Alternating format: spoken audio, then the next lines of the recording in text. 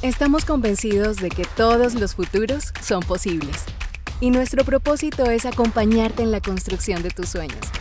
Por eso, hace años dejamos de esperar el futuro para empezar a crearlo. Evolucionamos al ritmo del entorno. Escuchamos las necesidades de la sociedad y trabajamos para construir soluciones que generen bienestar. Tenemos el compromiso de alinear nuestros objetivos financieros con el cuidado del planeta, de acompañar a los colombianos a tomar las mejores decisiones y de generar oportunidades de desarrollo para las generaciones actuales y futuras. Nuestra apuesta por la sostenibilidad es habilitar el bienestar futuro e impulsar acciones corporativas que dejan huella positiva. Creemos que entre todos podemos construir la sociedad que soñamos, pero esta tarea no espera. El futuro comienza hoy. Protección. Tu futuro desde hoy.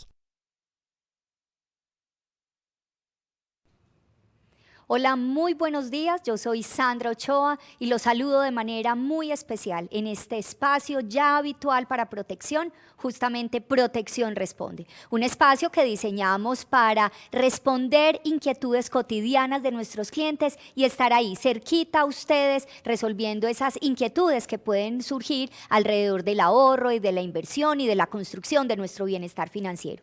Y justamente nos reunimos en el día de hoy para hablar de un tema que ha cobrado bastante relevancia durante el año y que vuelve y se revive en este momento legislativo que comienza, y es la reforma pensional. Y para hablar de la reforma, de los impactos que puede tener en nuestra vida actual, en los planes de nuestro futuro, pero también en el impacto de las finanzas nacionales, nos acompañan dos invitados muy especiales. En la Torre Protección, donde yo me encuentro, estoy con Juliana Montoya, especialista en pensiones, una abogada de esas que se ha amaciado ya la reforma pensional y que ha estado recorriendo el país entregándole la mejor asesoría a nuestros clientes. Juliana, muy buenos días. Hola Sandra, buenos días. Y desde Bogotá nos acompaña Mauricio Reina, economista, aliado de Fedesarrollo, un aliado de esta casa y sobre todo una persona muy hábil en ayudarnos a entender de una manera muy pedagógica los impactos que siempre tienen los fenómenos y las discusiones que vive el país en nuestra economía y en la cotidianidad. Mauricio, muy buenos días para ti. Hola Sandra, muy buenos días a quienes nos siguen en este momento. Muchas gracias a Protección por esta invitación, a ti y a Juliana por compartir este espacio conmigo. Bueno, pues Mauricio y Juliana, nosotros de manera previa, para preparar este espacio, recibimos preguntas de nuestros clientes, de nuestros seguidores en redes sociales, que les vamos a estar transmitiendo y también a partir de las cuales diseñamos como los dos bloques sobre los que nos vamos a enfocar.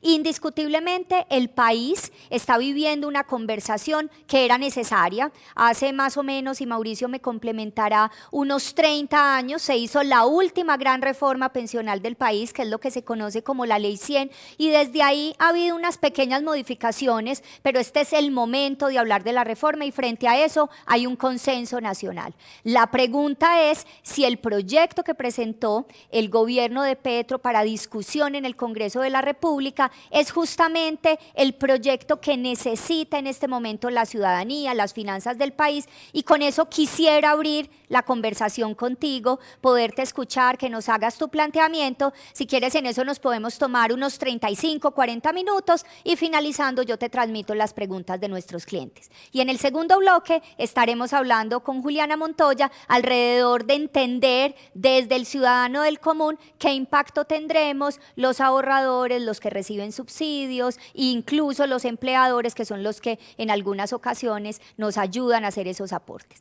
Entonces, Mauricio, comenzamos contigo. Primer tema es: ¿la reforma pensional es necesaria o no? Muchas gracias, Sandra.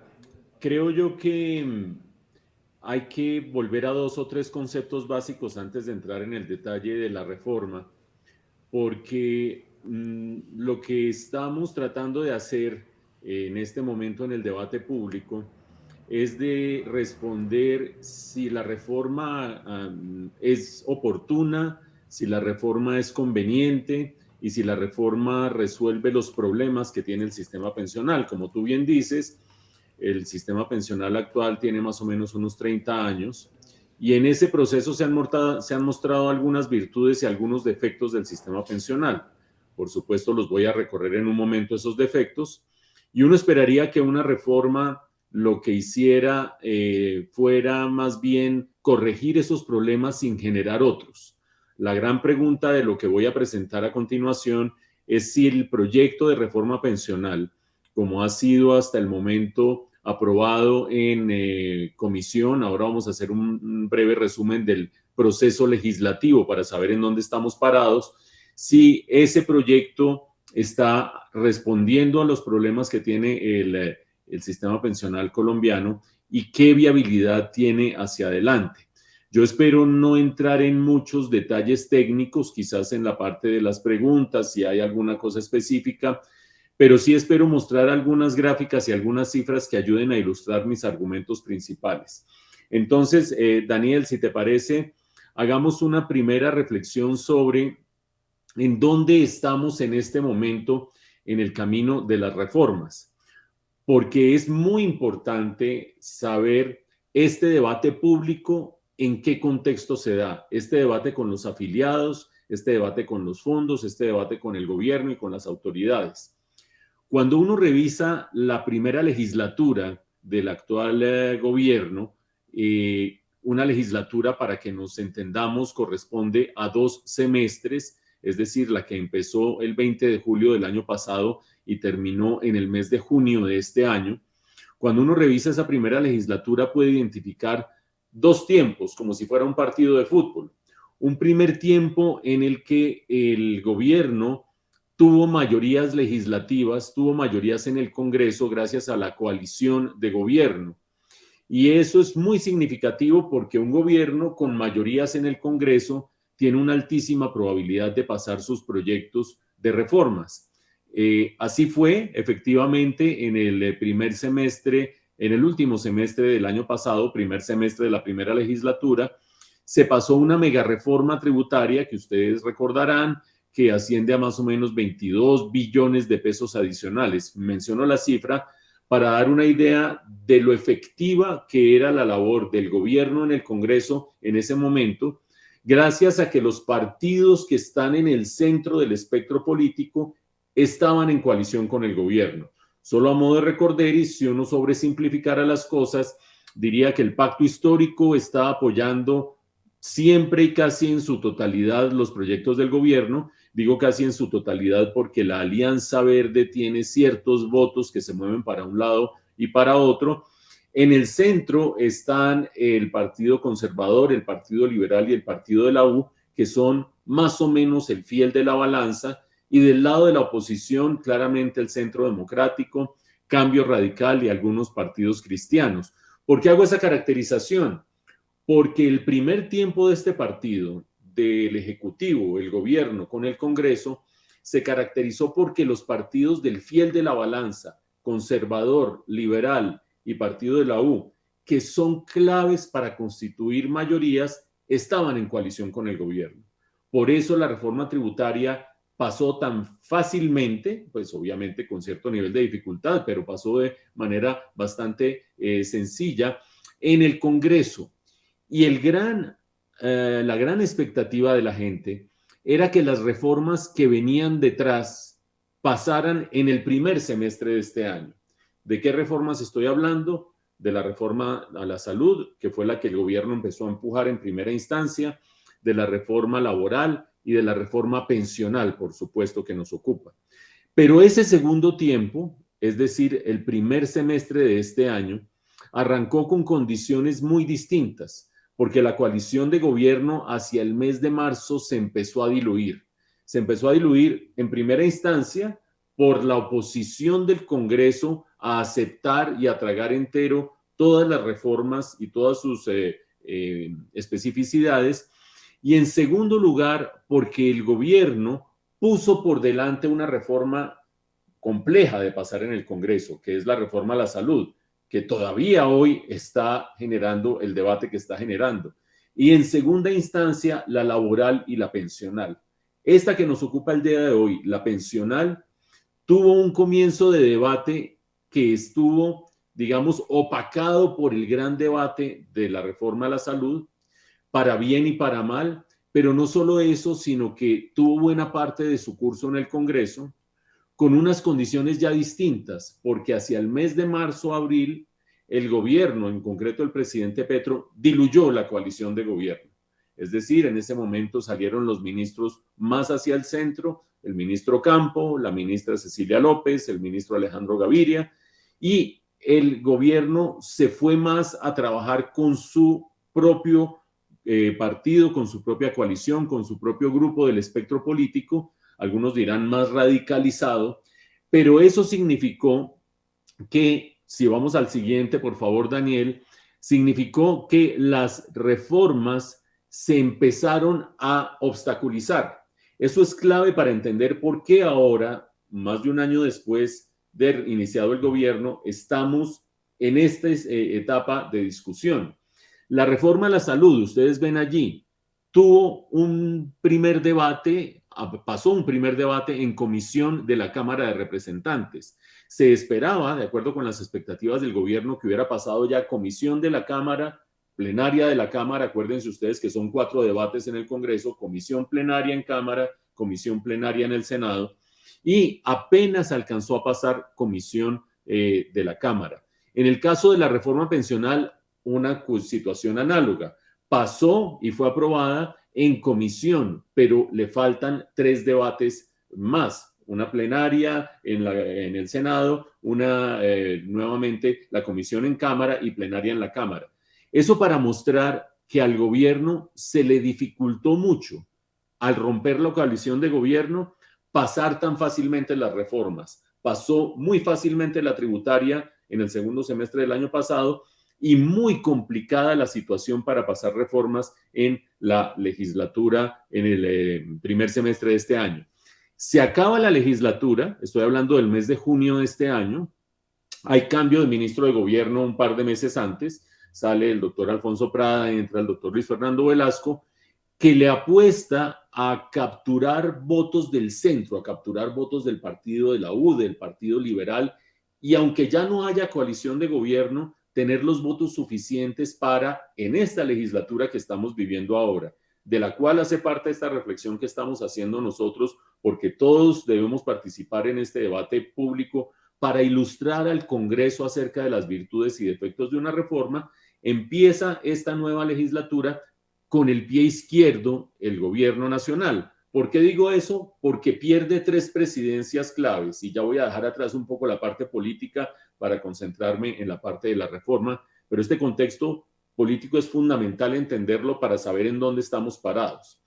3 derrotas. El gobierno perdió la presidencia del Senado, el gobierno perdió la presidencia de la Comisión Primera, que es la Comisión de Asuntos Constitucionales, clave para las reformas, y el gobierno perdió la presidencia de la Comisión de Acusaciones, clave para un proceso del que no vamos a hablar acá, que son los procesos judiciales que se están surtiendo alrededor de la financiación de la campaña. Cierro ese paréntesis para decir que, a diferencia del año pasado, en que el gobierno tenía mucho capital político en el Congreso y mucho manejo en el Congreso, este año, sobre todo desde el mes de abril, ha sido más compleja la situación para el gobierno, lo cual, a mi juicio, es bueno en 2 sentidos. El primero de ellos, porque un sistema democrático se caracteriza por tener división de poderes entre las 3 ramas del poder público, el legislativo, el judicial y el ejecutivo, y que esas ramas estén equilibradas, que entre esas ramas haya interacción, que entre esas ramas haya pesos y contrapesos, nos permite tener un sistema mucho más equilibrado, con más debate, con más concertación. Y ahí viene la segunda virtud de lo que está sucediendo a mi juicio, y es que se están debatiendo las cosas, se están debatiendo las reformas, se están viendo pros y contras, y el Congreso, que es donde se cocinan y se sacan las reformas del caso, termina teniendo muchos más elementos de juicio. Es mucho mejor atender a estas reflexiones que estamos haciendo nosotros y muchos agentes de la economía que tener una aplanadora legislativa donde terminan pasando las cosas de manera casi que totalmente atropellada. Quiero pedirte, Daniel, que veamos el siguiente slide solo para ilustrar algo, y es la diferencia entre el momento en que se pasó la reforma tributaria, el momento de la coalición de gobierno, el momento de la aplanadora legislativa y el día de hoy. Ustedes ven, esta es una encuesta Inbamer, pero podría ser casi que cualquier otra encuesta, todas tienen la misma tendencia. La última línea vertical hacia la derecha muestra el inicio del gobierno de Gustavo Petro. Y ustedes ven que con esa línea vertical hay un alto nivel de la línea verde, favorabilidad, y un bajo nivel de la línea roja, desfavorabilidad. Y ven cómo al cabo de unos cuantos meses, como suele suceder con cualquier gobierno, se empiezan a invertir esas líneas. Es decir, empieza a darse un crecimiento de la desfavorabilidad y una reducción de la favorabilidad. Solo quiero decir que en el momento en que estamos discutiendo estos aspectos de la reforma pensional, el gobierno enfrenta lo que casi que cualquier otro gobierno al cabo de un año de mandato, y es un deterioro de su favorabilidad, lo que hace que sea más complicado pasar atropelladamente y con una aplanadora proyectos en el Congreso y esté más abierto el espacio para discutir, para debatir y para tener ideas. Con eso en mente, vamos a la siguiente, Daniel, por favor, porque lo que quiero a continuación es mostrarles a ustedes por qué es necesaria la reforma pensional.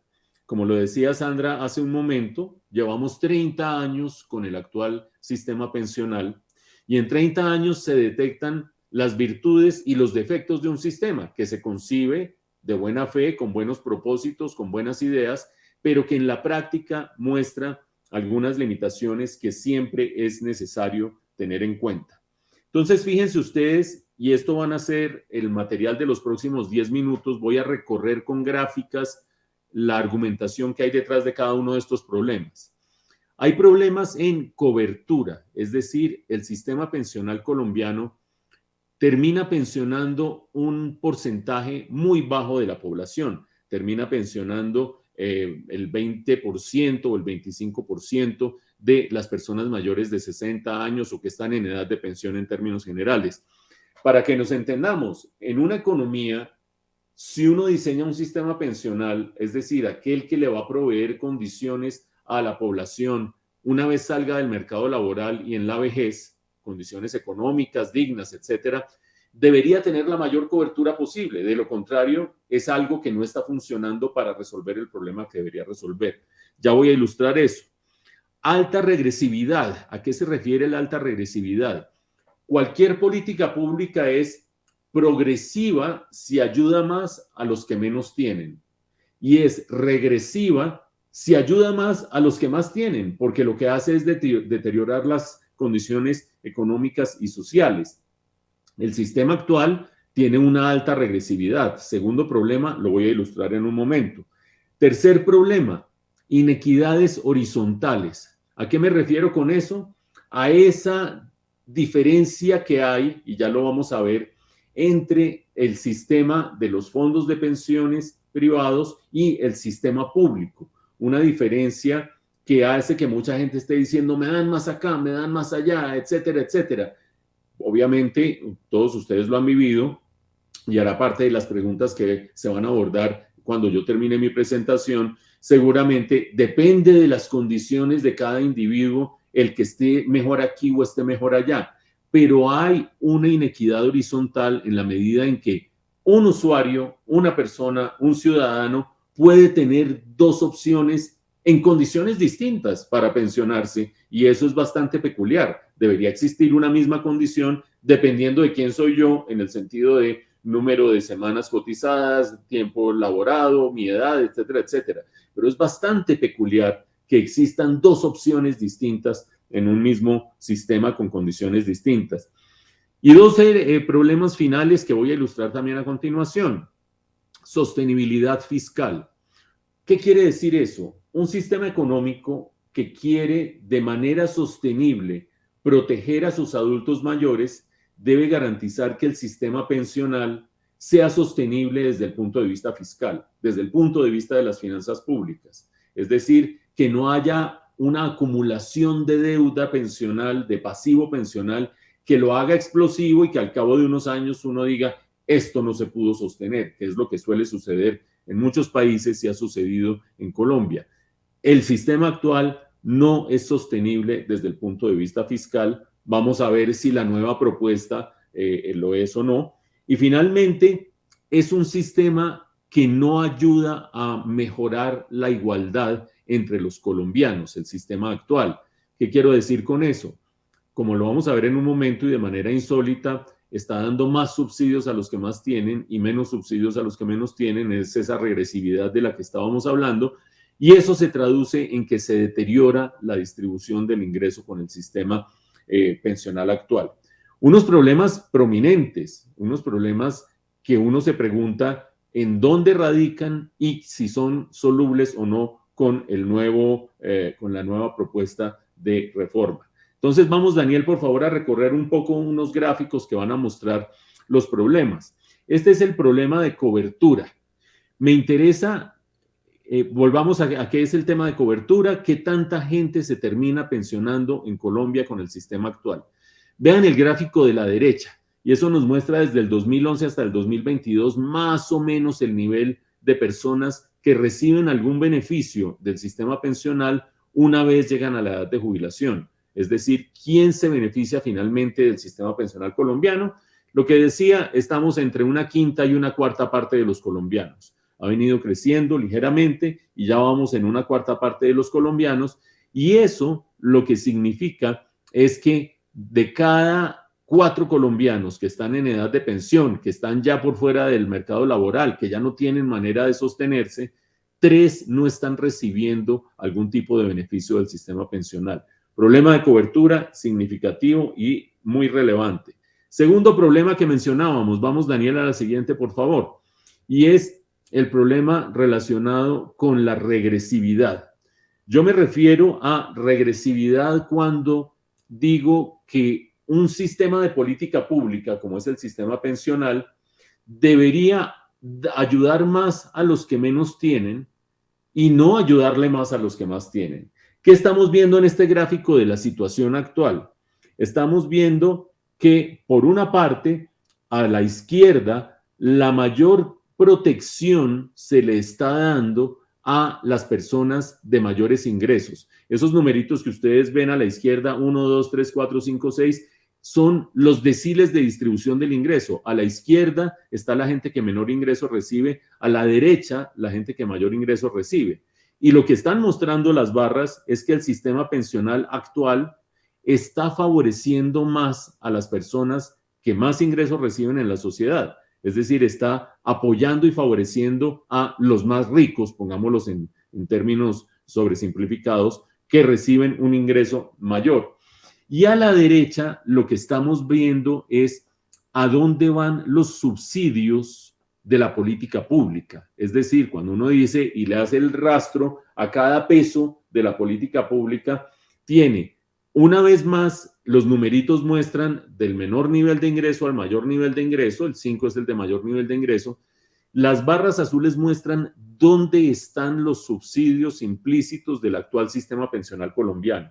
¿A qué me refiero con subsidios implícitos? Devolvámonos un paso, recordemos que hay fondos privados de pensiones, fondo público que es Colpensiones, recordemos que hay 2 opciones para la gente, recordemos que hay una competencia desigual entre los dos y que hay un subsidio implícito en Colpensiones dependiendo de las características de cada persona. Esto es muy importante y seguramente Juliana y Sandra nos lo aclararán en unos minutos. Dependiendo de las condiciones de cada cual, esto rige o no rige. Yo estoy hablando en términos generales que el sistema público le presenta una competencia desigual al sistema privado. Y lo que están mostrando las barras azules claramente es que los sesgos de los subsidios del Estado hoy están cargados hacia los estratos más altos. Es una cosa insólita que una política pública, un sistema pensional que debería ser solidario, que debería apoyar a toda la población, apoya solo a una parte de la población, el 25%, y lo apoya con un sesgo para ayudar a los que más tienen y no a los que menos tienen. Solo para que no se nos queden cabos sueltos, las barras grises muestran los subsidios directos a los colombianos mayores, es lo que conocemos como Colombia Mayor, pero no es la redistribución que hace el sistema pensional. Vamos, Daniel, al tercer problema que hemos mencionado, y es el problema de las inequidades horizontales. Aquí estamos hablando de tasa de reemplazo. Ahí entramos en los terrenos técnicos que hay que simplificar en la explicación. La tasa de reemplazo más o menos es qué tanto voy a recibir yo cuando me pensione respecto al ingreso que estoy teniendo el día de hoy o que estoy teniendo al final de mi vida profesional. Porque mucha gente dice, mira, me pensioné y me bajé de lo que me ganaba a la mitad o a la tercera parte o a las 2/3 partes. Ese porcentaje, esa fracción es lo que conocemos como tasa de reemplazo. Y lo que estamos viendo es que la comparación para hombres a la izquierda, para mujeres a la derecha, muestra una tasa de reemplazo que es mayor en el sistema público que en el sistema privado. ¿Por qué? Por la porción oscura de la barra de la derecha en el caso de hombres y mujeres. Esa porción oscura es el subsidio. Y ese subsidio ya lo empieza uno a conectar con si esto es sostenible en el largo plazo. Porque obviamente, si hubiera de dónde subsidiar permanentemente el sistema, pues uno diría, fantástico, aquí hay oportunidades que hay que aprovechar, etcétera, etcétera. Pero si esto está generando un problema fiscal grande y está favoreciendo solamente a un segmento de la población, hay que resolverlo. Por ahora registremos que aquí hay un subsidio muy grande en el sistema público de pensiones, que es lo que genera una competencia desigual frente al sistema privado de pensiones. Vamos a la siguiente, Daniel, por favor, que es el cuarto problema que hemos mencionado y es el de la sostenibilidad fiscal. Si hay esa gran cantidad de subsidios, lo primero que uno se pregunta es, ¿cómo hace el Estado colombiano para garantizar que eso se va a poder pagar en el mediano plazo? Y lo ideal en un sistema de pensiones es que sea autosostenible, es decir, que una vez yo lo diseñe y le tenga sus parámetros y lo tenga en ejecución, se pueda sostener a sí mismo, que no tenga un gran faltante financiero, porque ese gran faltante financiero es el que hace a futuro que haya grandes catástrofes, porque hay que hacer reformas, porque no alcanzó la plata, porque se quebró el Estado, cosas que hemos visto en la historia de muchos países y que en el pasado han amenazado a la economía colombiana. Pues bien, este tutti frutti que están viendo ustedes en este gráfico, lo que muestra son las fuentes de financiación del sistema pensional. Hacia arriba de la línea horizontal están las fuentes de financiación, hacia abajo los gastos o las erogaciones. Ustedes ven el azul oscuro, por ejemplo, es el gasto de Colpensiones, el azul claro es el gasto de otros, y hacia arriba, ¿de dónde salen los recursos? Ojo a la barra rosada. La barra rosada lo que nos está mostrando es la plata que tiene que inyectar el gobierno nacional y los gobiernos locales y regionales para que el sistema funcione. Es decir, esto que debería ser circular y sostenible, que lo que aporta una persona el día de mañana es lo que le da de pensión o lo que le aporta una generación es lo que le financia las pensiones a la otra, es decir, que debería ser circular y sostenible, no es circular, no es sostenible, se le está inyectando permanentemente recursos públicos porque la plata no está alcanzando para cubrir lo que estamos haciendo. Hasta aquí yo recapitulo que el sistema pensional cubre apenas a una cuarta parte de la población a la hora de dar los beneficios, cubre a la población que más puede y que más tiene, no está ayudando a los más pobres, y esa cobertura se da con un alto nivel de subsidio que es insostenible fiscalmente por este hueco que tenemos acá.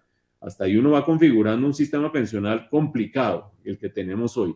Vamos a la siguiente, por favor, Daniel, y con eso redondeamos los problemas principales de lo que tenemos hoy.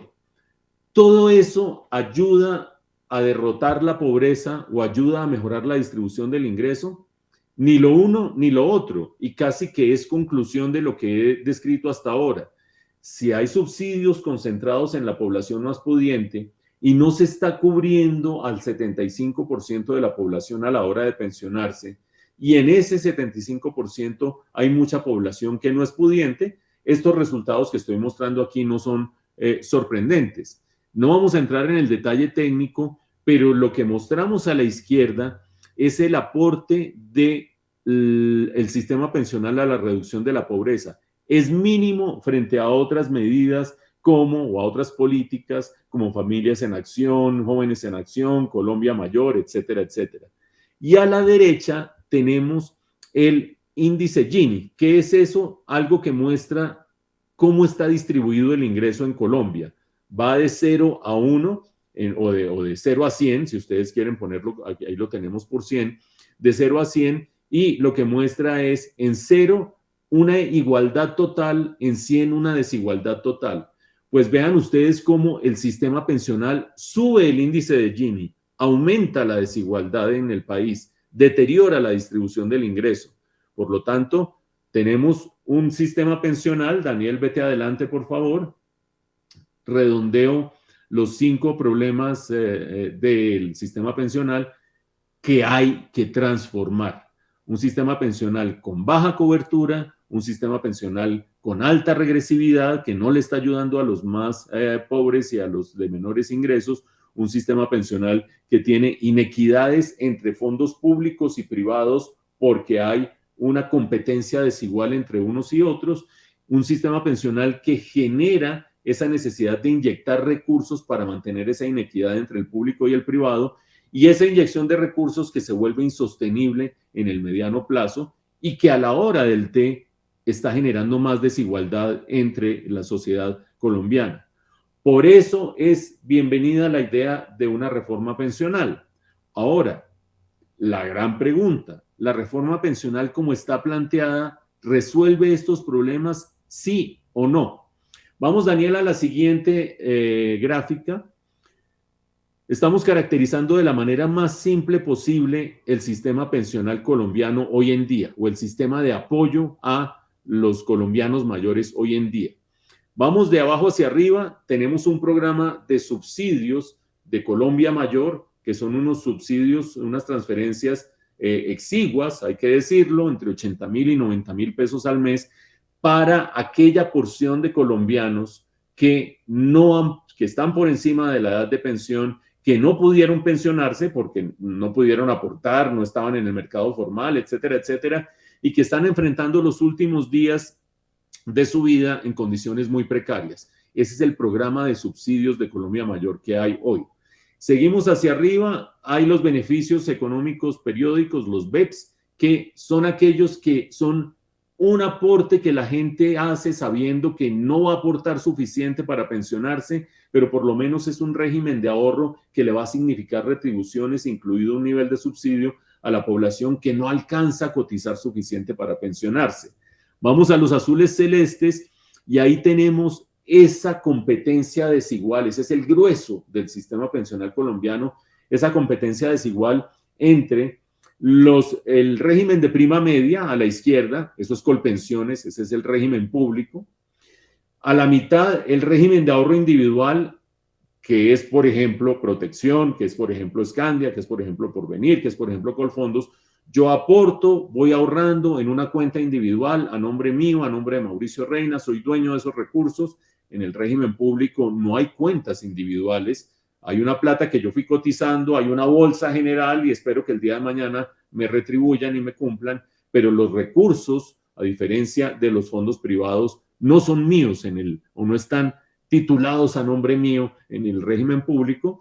En el régimen privado, que es el de la mitad, aporto, ahorro, me salen mis cuentas, me pagan mis intereses, me los van acumulando y el día de mañana me jubilo con una determinada pensión, que es la que sale de allí.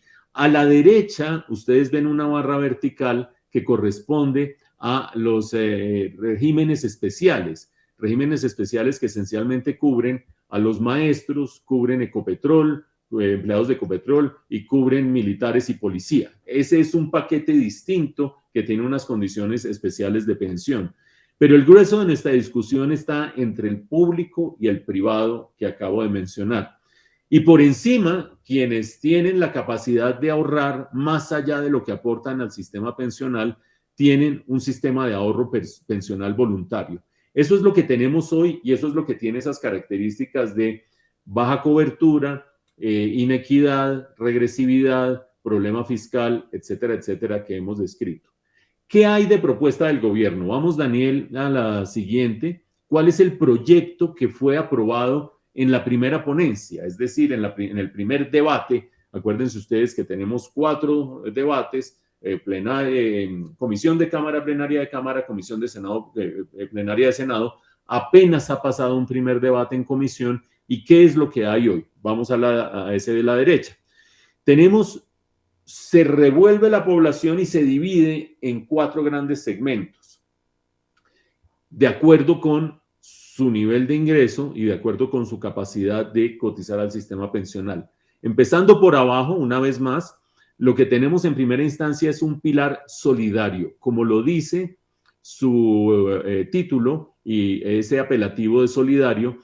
Es un sistema en el cual se está dando una transferencia, se está dando un subsidio, no ya a la población de Colombia mayor y no ya de 80 a 90 mil pesos, sino más o menos 220 mil pesos, 220 mil, 230 mil pesos a un número mayor de personas. Abarca más de la población que está en edad de pensión, se cubre más, pero ojo que esto es un subsidio, una transferencia. No es que el sistema esté generando a partir de aportes que vienen de aquí y allá y de lo que la gente ahorra. No, es un subsidio puro, necesario sin lugar a dudas por la baja cobertura del sistema pensional colombiano hoy en día. Con costo fiscal, sin lugar a dudas, ya lo vamos a ver en un momento. Seguimos hacia arriba en la barra más azul, menos oscura, la segunda, y es gente que o no gana un salario mínimo o a lo largo de su vida no cotizó suficiente para poder pensionarse. Esas personas, lo vamos a ver en un momento, tienen en esta reforma pensional unas condiciones específicas de rentas vitalicias, de subsidios, es la parte más compleja técnicamente de la reforma, pero divide esos grupos de personas que no ganan un salario mínimo o que no pudieron aportar suficiente para darles unos beneficios una vez llegan a edad de jubilación que no son exactamente una pensión, tampoco son la parte de abajo, el subsidio de los 223 mil o 230 mil pesos. Vamos al azul celeste más fuerte, al penúltimo, hacia arriba, que es donde está la pepa de la discusión, que es esa, en qué se transformaría esta pugna que hay de competencia desigual entre los fondos privados y los fondos públicos. Es el tercer pilar, ya lo vamos a describir con atención, pero lo que hace conceptualmente es que ya no pone a competir los fondos privados con el fondo público, sino que dice todo el mundo debe aportar al fondo público hasta cierto nivel de ingreso y de ese nivel de ingreso hacia arriba aporta a los fondos privados. Ahora vamos a ver que ese nivel es clave para esta discusión. Y finalmente el azul celeste de arriba es ahorro voluntario, que siempre existe a la izquierda, en la situación actual existe en la propuesta. Hagamos, Daniel, por favor, un breve recorrido de algunas ideas que ayudan a ilustrar esto que estoy mencionando, que son los elementos de la reforma. Este primer gráfico muestra cómo va evolucionando la cobertura en el pilar de abajo, ese pilar que denominamos solidario, ese pilar que es transferencia pura, subsidio puro, importantísimo, necesario y fundamental, porque algo infame en una sociedad es que sus adultos mayores no tengan condiciones para tener el final de su vida, condiciones económicas dignas. Esto lo que va mostrando, no nos vamos a detener en los números, pero ustedes ven a la izquierda el año 2022 y esto llega hasta el 2100, para darles una idea de qué dice este gráfico, en cuanto al número de personas con acceso al pilar universal. Es decir, como está diseñado en la reforma, esos 223 mil pesos que se van ajustando a lo largo de los años, de acuerdo con inflación, van creciendo en su cobertura y le van dando soluciones a los colombianos mayores de condiciones más pobres. Primer punto. Vamos al segundo, al siguiente slide, por favor, Daniel, que es tratando de ilustrar la complejidad del segundo bloque, ese pilar semicontributivo, el de los que ganan menos de un salario mínimo o que no alcanzaron a cotizar suficientemente. Ni crean ustedes que en este momento me voy a meter a la especificidad del literal A, B, C, D, porque en primer lugar, esto lo pueden consultar ustedes, vamos a dejar esta presentación con protección, pero en segundo lugar, en la conversación entre Juliana y Sandra, probablemente entren en los detalles de yo estoy en tal situación, yo estoy en tal otra, qué podría pasar con mi renta vitalicia, pero les quiero decir que esta caracterización de quienes no alcanzan a cotizar suficientemente para pensionarse o están por debajo de un salario mínimo es semicontributivo porque tiene un componente de devolución de lo que la gente alcanzó a ahorrar o a cotizar, más bien, llamémoslo en esos términos, durante su vida, pero también tiene un componente de subsidio, un componente de transferencia. Vamos a la siguiente, que es el bloque azul celeste, el de cómo se resuelve esa pugna entre comillas, por supuesto, porque es una competencia desigual en últimas lo que tenemos hoy entre el sistema público y el sistema privado. Y quiero llamar la atención de ustedes sobre el gráfico de la derecha. Les decía hace un momento que lo que está proponiendo la reforma es que vayan en aportes al Fondo Público de Pensiones hasta cierto nivel de ingreso y de allí para arriba los aportes vayan a los fondos privados. Ese nivel de ingreso es clave porque ese nivel de ingreso es el que determina de qué cobertura estamos hablando y el que determina qué tanto se va para un lado o se queda al otro. En el gráfico de la derecha, lo que estamos viendo es qué pasaría si estuviéramos hablando de un nivel de ingreso de menos de un salario mínimo. Estaríamos hablando de pasar el 7%, línea roja, al Fondo Público de Pensiones. Si estuviéramos hablando, vámonos a la tercera barra, un salario mínimo a 2 salarios mínimos, menos de 2 salarios mínimos, estaríamos hablando del 69,5% de los recursos al Fondo Público de Pensiones. 3 salarios mínimos, la barra siguiente, estaríamos hablando ya del 83% de los recursos al Fondo Público de Pensiones.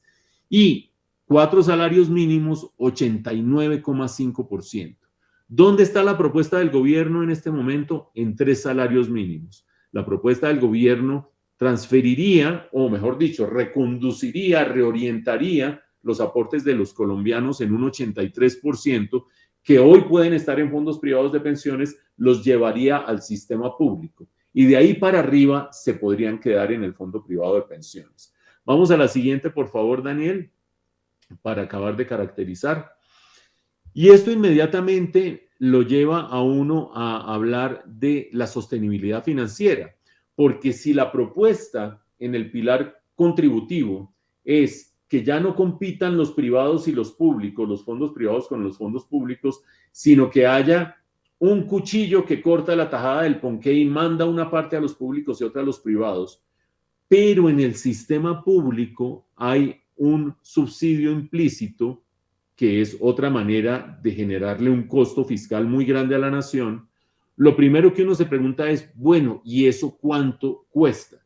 Vean ustedes en el gráfico de la izquierda cuál es el balance del sistema en la propuesta del gobierno, dependiendo de si el umbral es de 3 salarios mínimos, línea roja, si es de 2 salarios mínimos, línea gris, si es de 1,5 salarios mínimos, línea azul. Lo que quiero ilustrar con esto es que el costo fiscal de pasar el cuchillo a la altura de los 3 salarios mínimos para pasarlo al Fondo Público de Pensiones es un costo fiscal grandísimo, grandísimo, que trae un gran costo para las finanzas públicas. Por eso, mucha gente dice, qué buena esta reforma pensional para los cortos de vista, para los miopes, porque solo ven una generación. Pero cuando empiezan a mirar el bolsillo de sus hijos y el bolsillo de sus nietos y lo que van a tener que pagar de impuestos para cubrir el costo fiscal que se genera con una reforma como la actual, se les pasa el buen momento y empiezan los lamentos. Y creo que esa que es una manera un poquito telenovelesca y melodramática de plantear las cosas, en todo caso da una idea muy clara de que el día de mañana los costos son muy altos de pasar con un nivel alto de ingreso, es decir, un umbral, es decir, por donde pasa el cuchillo del ponqué, un nivel alto, trae costos muy altos hacia el futuro desde el punto de vista de los impuestos que tendrían que pagar los hijos, nuestros hijos y los hijos de nuestros hijos. Vámonos a la siguiente, Daniel. Y esto ya entra uno en la sofisticación de los cálculos financieros y es el pasivo pensional, la deuda que va acumulando el Estado colombiano. Acuérdense que hoy acumula deuda, acuérdense que el sistema hoy no es sostenible, sino que hay que inyectarle, pero mientras más gente se pase al sistema público, más se está generando una deuda hacia el futuro para el Estado colombiano y se está generando una deuda hacia el futuro porque hay que pagar el día de mañana unas pensiones.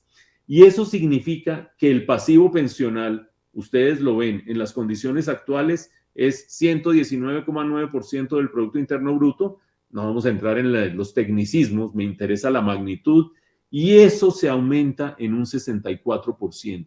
Y eso es una cosa muy compleja desde el punto de vista de la sostenibilidad de las finanzas públicas, lo que garantiza reforma tributaria, pensional para nuestros hijos, porque esto es insostenible hacia el futuro. Vámonos hacia adelante y vamos ya redondeando. Aquí tenemos un problema adicional que no quiero soslayar en la medida en que para los economistas esta es una discusión fundamental.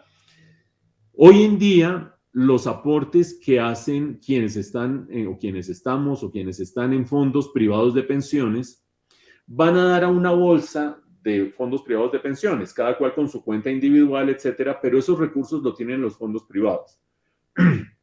Los fondos privados hacen inversiones y una parte importante de esas inversiones son los títulos del gobierno.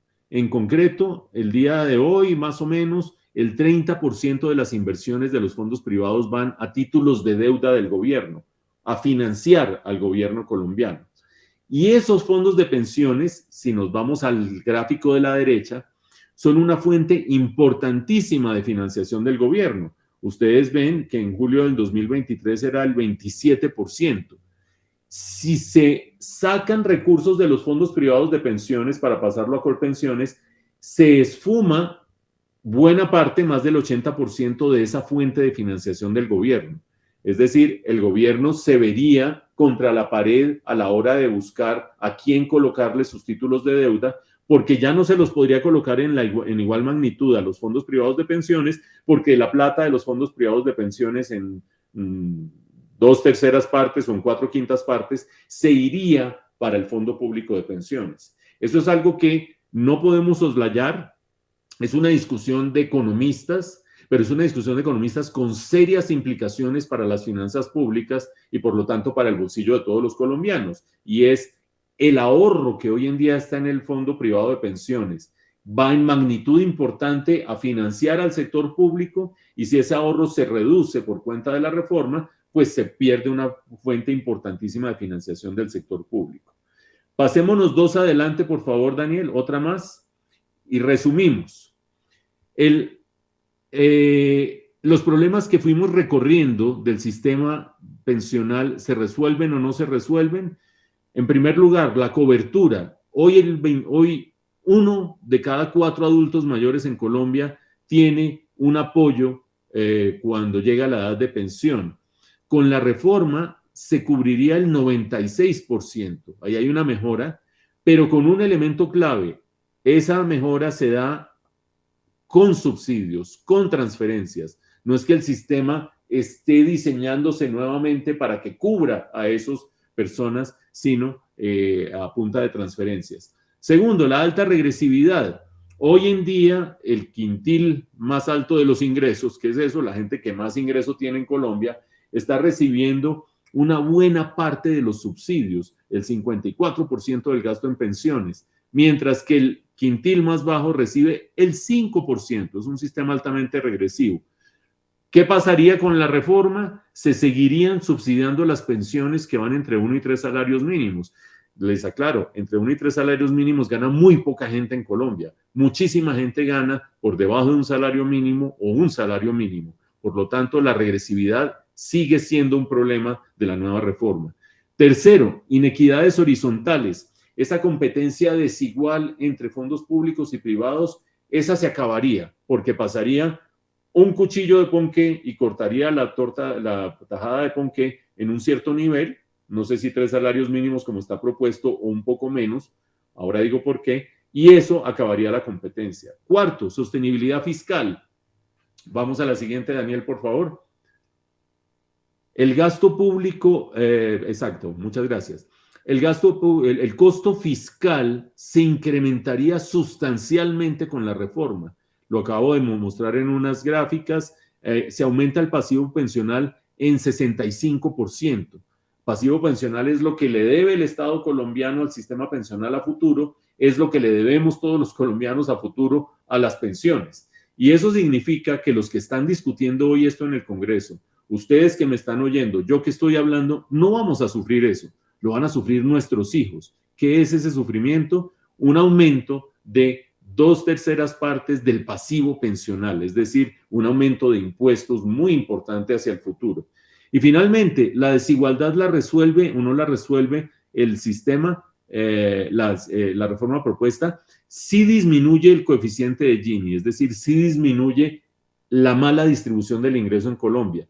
Y la disminuye por el primer elemento que mencionamos, porque aumenta sustancialmente la cobertura de subsidios y transferencias entre los más pobres. Redondeo esta discusión diciendo lo siguiente. La manera de resumir los costos que tendría el actual proyecto de reforma pensional es que nosotros hoy en día nos perdemos buena parte de los aspectos negativos, porque eso lo pagarán nuestros hijos. Tiene aspectos negativos serios, tiene aspectos positivos importantes, pero hay elementos críticos de discusión. Por ejemplo, ¿dónde está el nivel en el cual va a pasar el cuchillo de la torta para repartir los recursos del pilar contributivo entre el sistema público de pensiones y el sistema privado? Mientras más alto sea ese umbral, 3 salarios mínimos como lo está proponiendo el gobierno, más se va a generar un problema fiscal a futuro. Y ese problema fiscal va a significar una menor sostenibilidad al futuro y la necesidad de reformar. Alguien se preguntará, ¿quién va a ser tan bobo de armar hoy un muñeco que el día de mañana va a tocar desarmar otra vez? Pues digamos que no usemos la palabra bobo, pero si uno usa en una generación un incentivo, yo voy a hacer algo muy importante en esta generación, pero los problemas se ven más adelante y ya a estas alturas vamos a estar muertos los de esta generación, es una manera de ver lo que se puede estar haciendo aquí. Uy, no, qué maravilla, todos para el sistema público, se genera un pasivo pensional insostenible y lo pagan las futuras generaciones. Lo ideal sería que el cuchillo pasara más abajo, más o menos en un salario mínimo y medio. Allí se llevaría una parte de la población y de las contribuciones al sistema público, una parte que no genera un pasivo pensional tan grande, que no genera unos problemas de sostenibilidad tan grandes hacia el futuro y que no generan el problema de ahorro que acabo de mencionar en tal magnitud. Ese problema de que los recursos de los sistemas, de los fondos privados, están financiando los títulos de la nación y que si se perdiera en un momento dado esos recursos en el sistema privado, pues se perdería buena parte del ahorro de los colombianos que financian los títulos públicos y también las obras de infraestructura y también otra serie de proyectos en los que invierten los fondos privados. Vuelvo a lo que empecé. Esto se está discutiendo en este momento. Está entrando a ser debatido en plenaria. Y en la plenaria ustedes oirán plenaria, acuérdense que son 4 debates, comisión plenaria en Cámara, comisión plenaria en Senado. Ustedes van a oír muchas discusiones acerca del presente y el futuro. Y ustedes van a oír muchas discusiones en las que se soslaya el futuro y se concentran en el presente. Van a oír otras que dan el cuadro total. Pero creo yo que es fundamental para todos estar ilustrados acerca de qué conviene y qué no conviene en este caso.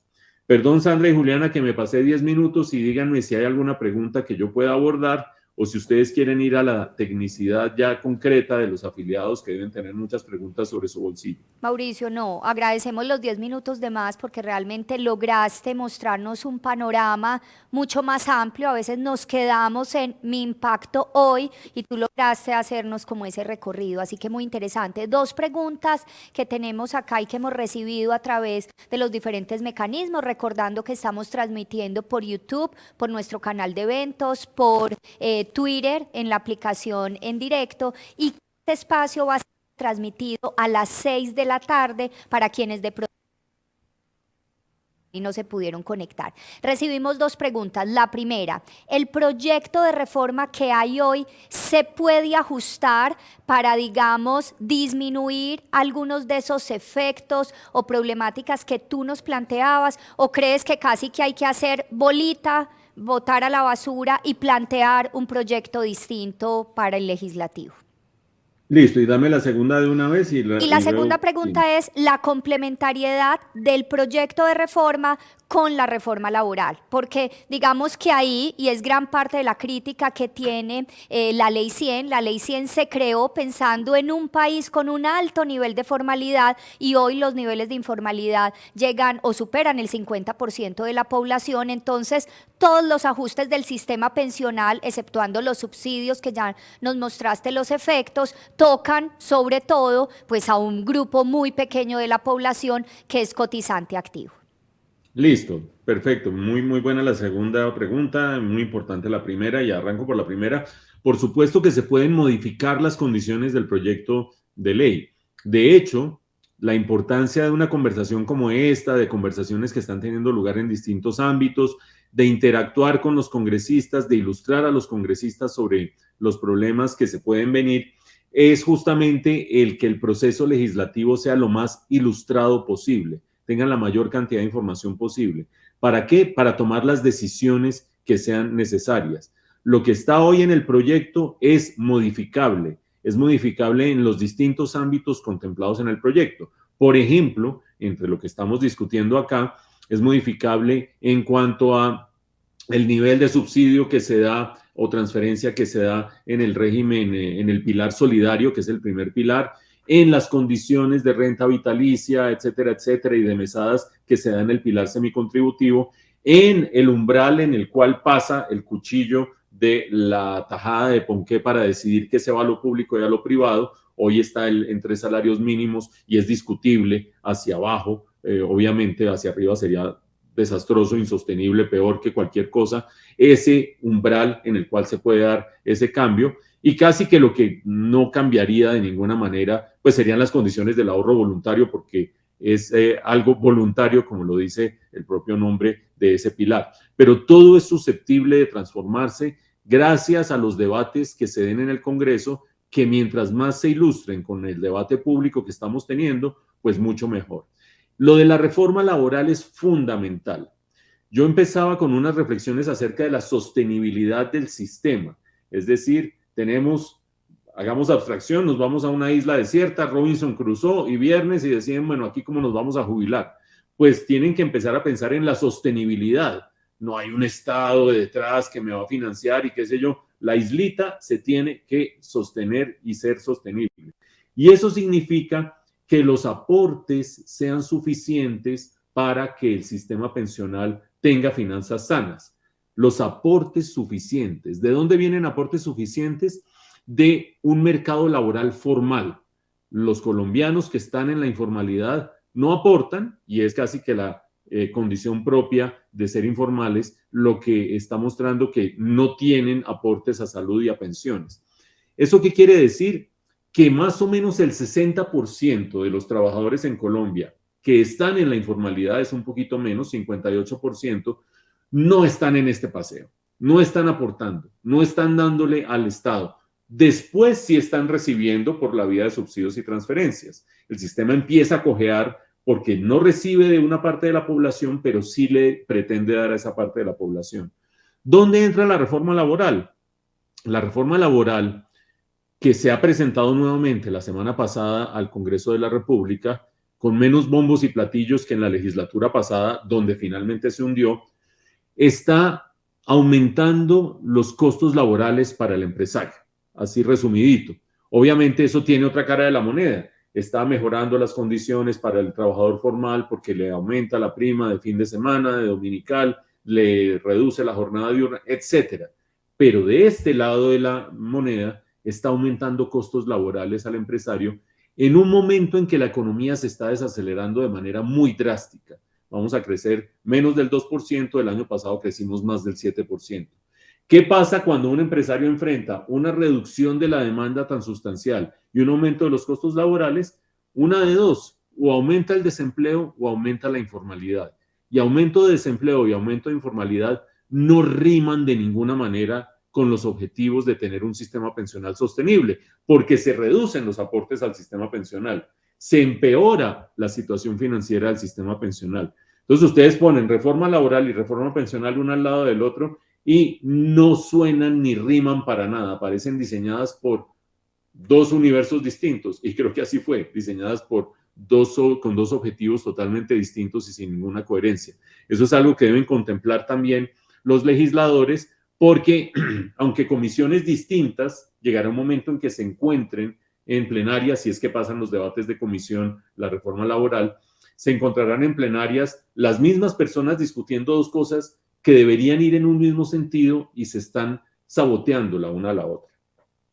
Pues Mauricio, muy claras como siempre tus respuestas, tus apreciaciones. Con base en este primer bloque, la idea es que sigamos conversando con Juliana, ya entrando en ese detalle que tú también mencionabas. A ti mil gracias, y yo creo que estamos haciendo un muy buen ejercicio, y tú lo decías al final de tu exposición, es responsabilidad de cada uno de nosotros como ciudadanos estar muy bien informados, y obviamente no es que el Congreso decida, es que nosotros también podemos hacer unas recomendaciones a esos congresistas que elegimos y pedirles mayor juicio, un debate muy técnico y obviamente esos ajustes que tú mencionas, porque sí se necesita la reforma, pero quizás con menos impactos en el largo plazo de los que tú nos planteaste en esta exposición que tan amablemente nos acabas de hacer.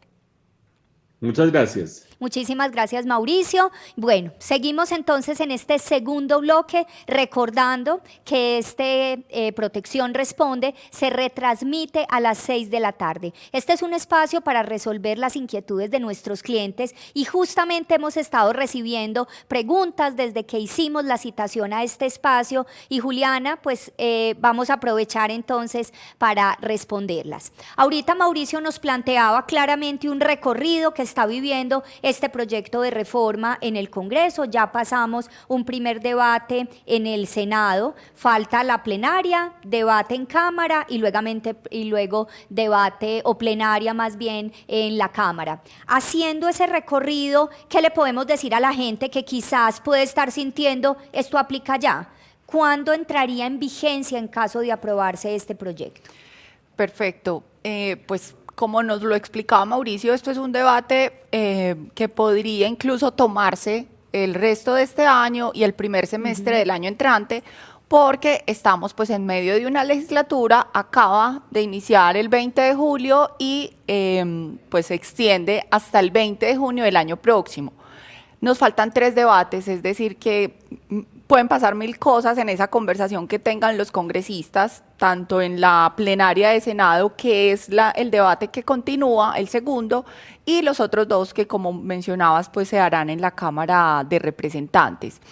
¿Cuándo inicia? Hoy estamos con la ley actual, con la vigente, con la que tú mencionabas ahorita, es que la ley 100 fue hace 30 años, con esa ley estamos, y hasta que estos debates no se den y sean aprobados, pues sean favorables a este proyecto de ley, pues no tendremos reforma pensional. Y finalmente, si de darse estos 3 debates, la decisión es favorable para el proyecto, esta ley entraría en vigencia el 1 de enero de 2025. Entonces miren que todavía estamos a un año largo pues de que este proyecto de ley entre en rigor, y con las modificaciones que habrá que esperar, pues seguramente se den dentro de estas conversaciones en Congreso. En su exposición, Mauricio Reina nos hablaba de algunos puntos críticos que tuviera el proyecto de reforma. Para tener la posición de protección y tu mirada y la mirada del equipo de protección que está estudiando este proyecto de reforma, ¿cuáles son esos puntos que identificamos que pueden ser de oportunidad en el proyecto presentado, pero también cuáles son esos, quizás compartes algunos de los que Mauricio nos mencionaba?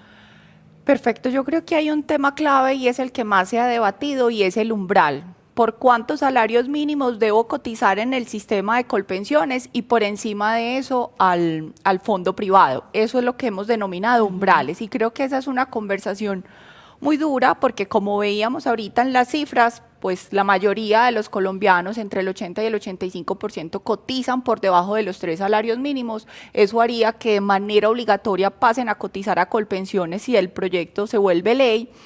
Y eso indudablemente impacta el ahorro, la capacidad de ahorro de los colombianos, la capacidad de ahorro que hoy logramos materializar en los fondos privados vía cuentas individuales, donde yo sé cuánto he ahorrado y donde ese ahorro genera unos rendimientos, rendimientos a los que puedo hacerle seguimiento, a los que les hago monitoreo a través del extracto. Creo que esa es la principal inquietud y la principal conversación que debería tener este proyecto de ley, revisión de ese umbral que nos propone el proyecto, porque sin duda marcar los 3 salarios mínimos como el umbral necesario para que las personas coticen de manera obligatoria en Colpensiones iría en contravía de esa capacidad, pues sí, finalmente es un pilar de la economía, poder mantener los niveles de ahorro e incluso pues acrecentarlos. Entonces ese es un punto que nos inquieta y nos debe preocupar ni siquiera a nosotros como negocio. Eso es una conversación de país, es una conversación de ciudadanía, de sostenibilidad a largo plazo, de capacidad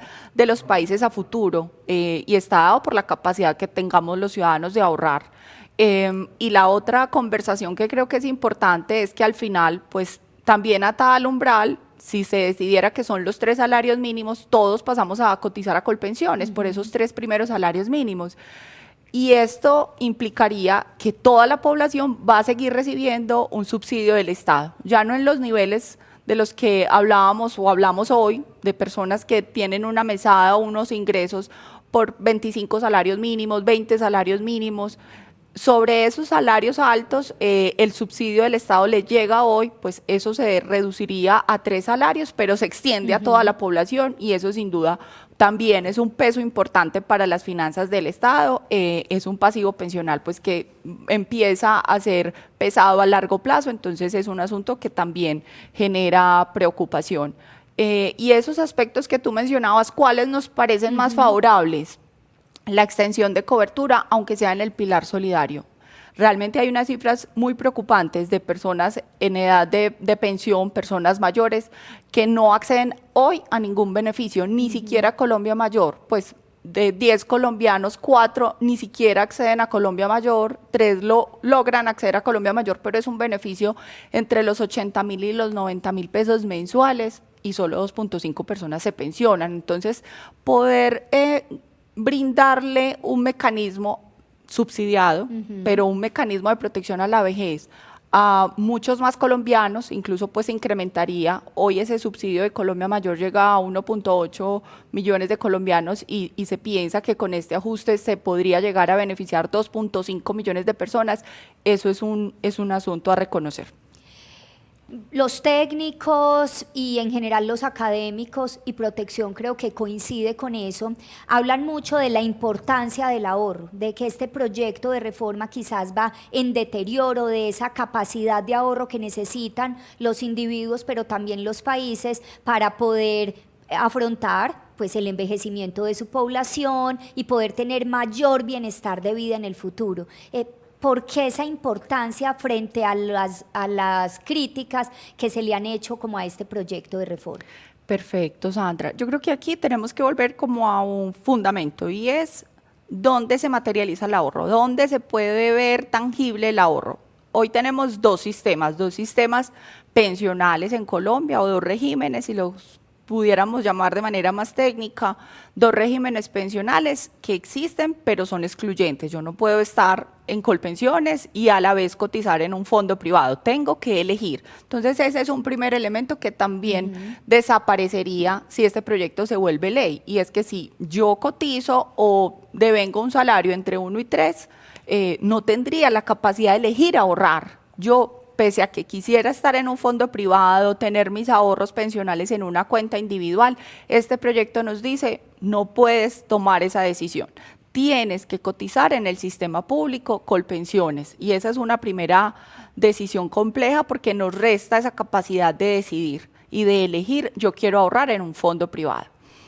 Y segundo, pues porque lo mencionábamos ahorita, pues la población colombiana cotiza por bajos salarios, por temas de informalidad laboral o trabajo por cuenta propia. Los niveles salariales están muy cercanos a los 3 salarios mínimos, entre el 80-85% de los cotizantes lo hacen por ese umbral de los 3 primeros salarios. Eso implicaría que no llevan entonces su ahorro a una cuenta individual, sino a un fondo común de naturaleza pública, que es lo que hoy representa Colpensiones, esa gran bolsa común con los ahorros de todos los colombianos, pero que no permiten generar como una cuenta individual donde se apropien o donde se asignen unos rendimientos dadas las inversiones. Entonces, sin duda, una propuesta en esa vía donde se limite la capacidad de decidir dónde ahorrar y además, de manera obligatoria, yo tenga que dejar de llevar mis aportes a una cuenta individual para pasar a llevarlos a una cuenta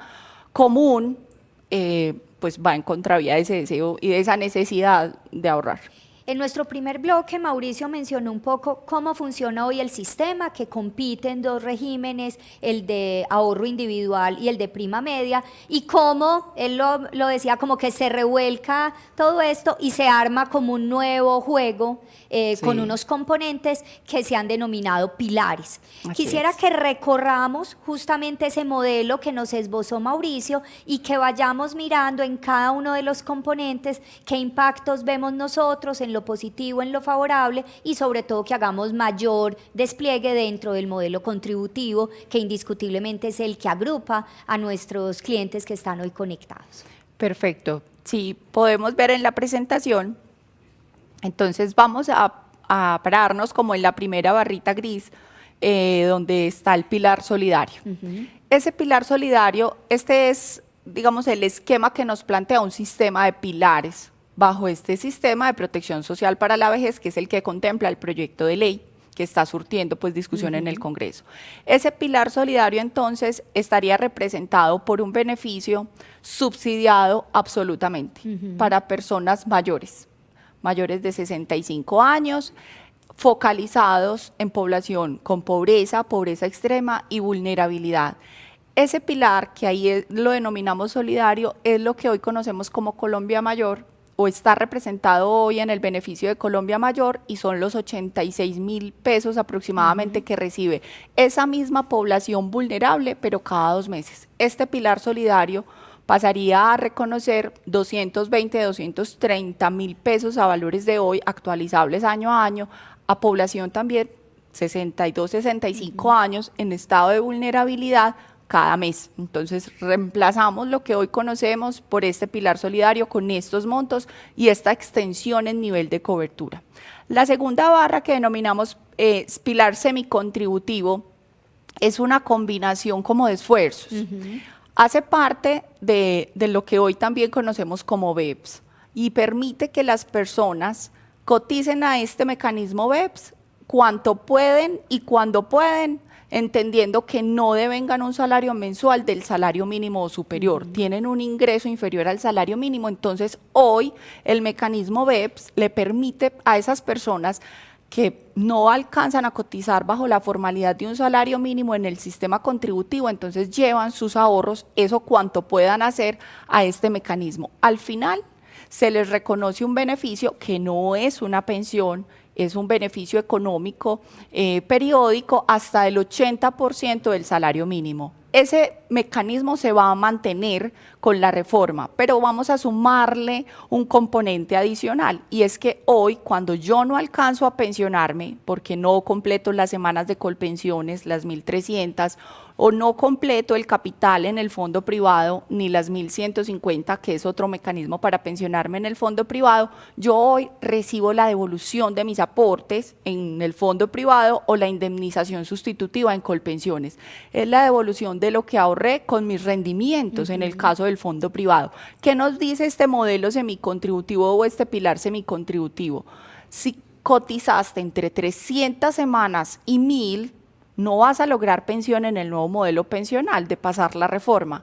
¿Qué hacemos con eso que acumulaste, con eso que ahorraste? Lo vamos a llevar a este pilar semicontributivo y vamos a entregar una renta vitalicia. ¿De cuánto? De hasta el 80% del salario mínimo, en función de una fórmula actuarial y una metodología que se diseñará con posterioridad, pero al final es cambiar la devolución de saldos, que se entiende hoy como la devolución de los aportes o de los ahorros, o sea, con los rendimientos, salvo si cotizaste entre una semana y 300. el proyecto nos dice, si cotizaste entre una semana y 300, se mantiene la devolución de saldos. Si cotizaste entre 300 y 1000, no vas a poder llevarte esos ahorros como una suma única, sino que vas a desacumular por unas rentas mensuales hasta que fallezcas, pero no van a llegar al salario mínimo, van a ser máximo el 80% del salario mínimo. Eso es un gran cambio. Llegamos... Antes de pasar al contributivo, sí. Hemos recibido muchas preguntas por nuestro chat y quiero empezar a irlas recorriendo sin perdernos en la conversación. Entonces, quizás algunas las presentaremos al final para no perdernos como de este esquema que Juliana nos está recorriendo dentro del modelo de pilares. Pero sí te quiero transmitir la pregunta de María. María dice, felicitaciones por el evento. ¿Qué pasará con las AFP de aprobarse la reforma? ¿Estarían en riesgo o con los aportes de más de 3 salarios mínimos sería suficiente para operar hoy? Miren, aquí pasaría algo muy interesante, porque los recursos que hoy tenemos bajo administración, es decir, los ahorros que hemos hecho todos los colombianos, que estamos afiliados a un fondo privado y que cotizamos mes a mes a nuestra cuenta. Y que hoy suman más de 380 billones de pesos. Billones de pesos. Esos recursos, el proyecto nos dice, siguen bajo administración de las AFP. No se tienen que trasladar de manera inmediata al régimen público o a Colpensiones. Se mantienen ahí en las cuentas de los afiliados, generando rendimientos en el multifondo pues, que cada uno haya elegido. Tenemos adicionalmente la cotización de los aportantes. Si el umbral se definiera en 3 salarios mínimos, esos afiliados que cotizan por encima de 3 salarios mínimos tendrían que seguir haciendo cotizaciones a una AFP. E incluso quienes hoy están afiliados a Colpensiones, cotizan por encima de 3 salarios mínimos, tendrían que elegir AFP. Tendrían que decidir por encima de esos 3 salarios a dónde quieren llevar su ahorro pensional. Y adicionalmente, el proyecto de ley plantea un régimen de transición para personas que a ese 1 de enero del año 2025 logren unas semanas, y se estarán seguramente preguntando cuántas. Entonces, quienes al 1 de enero de 2025 hayan cotizado 750 semanas mujeres y 900 semanas hombre, serán beneficiarios del régimen de transición. ¿Y eso qué es? Es que se van a seguir pensionando y van a seguir cotizando igual, como lo hacemos hoy con la ley actual. Si estás afiliado a la AFP, sigues cotizando a la AFP en el mismo porcentaje y la misma distribución. Si estás afiliado en Colpensiones, sigues cotizando en Colpensiones y te pensionarás con las leyes de Colpensiones o los beneficios o la forma en la que se pensionan las personas cotizantes a dicho régimen. Pero es importante porque aquí permanecerán personas afiliadas con beneficio de transición, con régimen de transición. Entonces, creo que al final el mensaje es, permanece, y permanece además la necesidad de que quienes podamos cotizar por encima de 3 salarios lo hagamos y complementemos nuestra pensión a través del ahorro. Y es la única forma de materializarlo a través de las AFP. Entonces, creo que hay un llamado pues como a la sostenibilidad y al mantenimiento del ahorro en el largo plazo. Voy a darle paso a la pregunta de Claudia, y yo creo que con esta pregunta podemos volver al pilar contributivo. Ella nos dice que gracias por el espacio, estamos muy felices de estar compartiendo. En este momento tenemos más de 600 personas conectadas, y aprovecho para recordar que a las 6 de la tarde, si alguien no se pudo conectar o si le quieren compartir esta invitación a algún amigo, colega, a las personas de la empresa, pues adelante, vamos a estar retransmitiendo a las 6.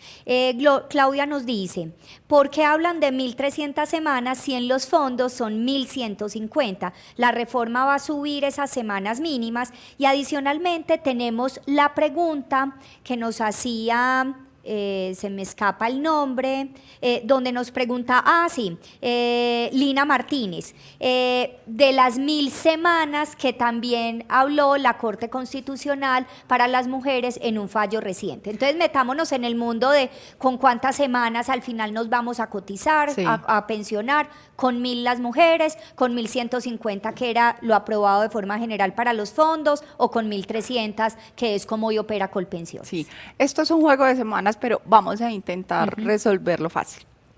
Entonces, hoy, bajo la ley actual, sin proyecto de ley, sin reforma pensional, ¿cómo nos pensionamos?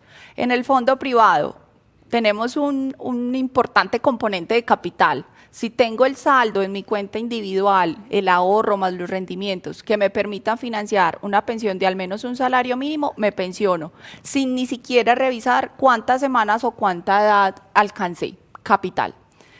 Igual en el fondo privado, si ese saldo no alcanza aún a financiar una pensión del salario mínimo, vamos a revisar ese segundo componente que mencionaba Gloria y Lina de semanas.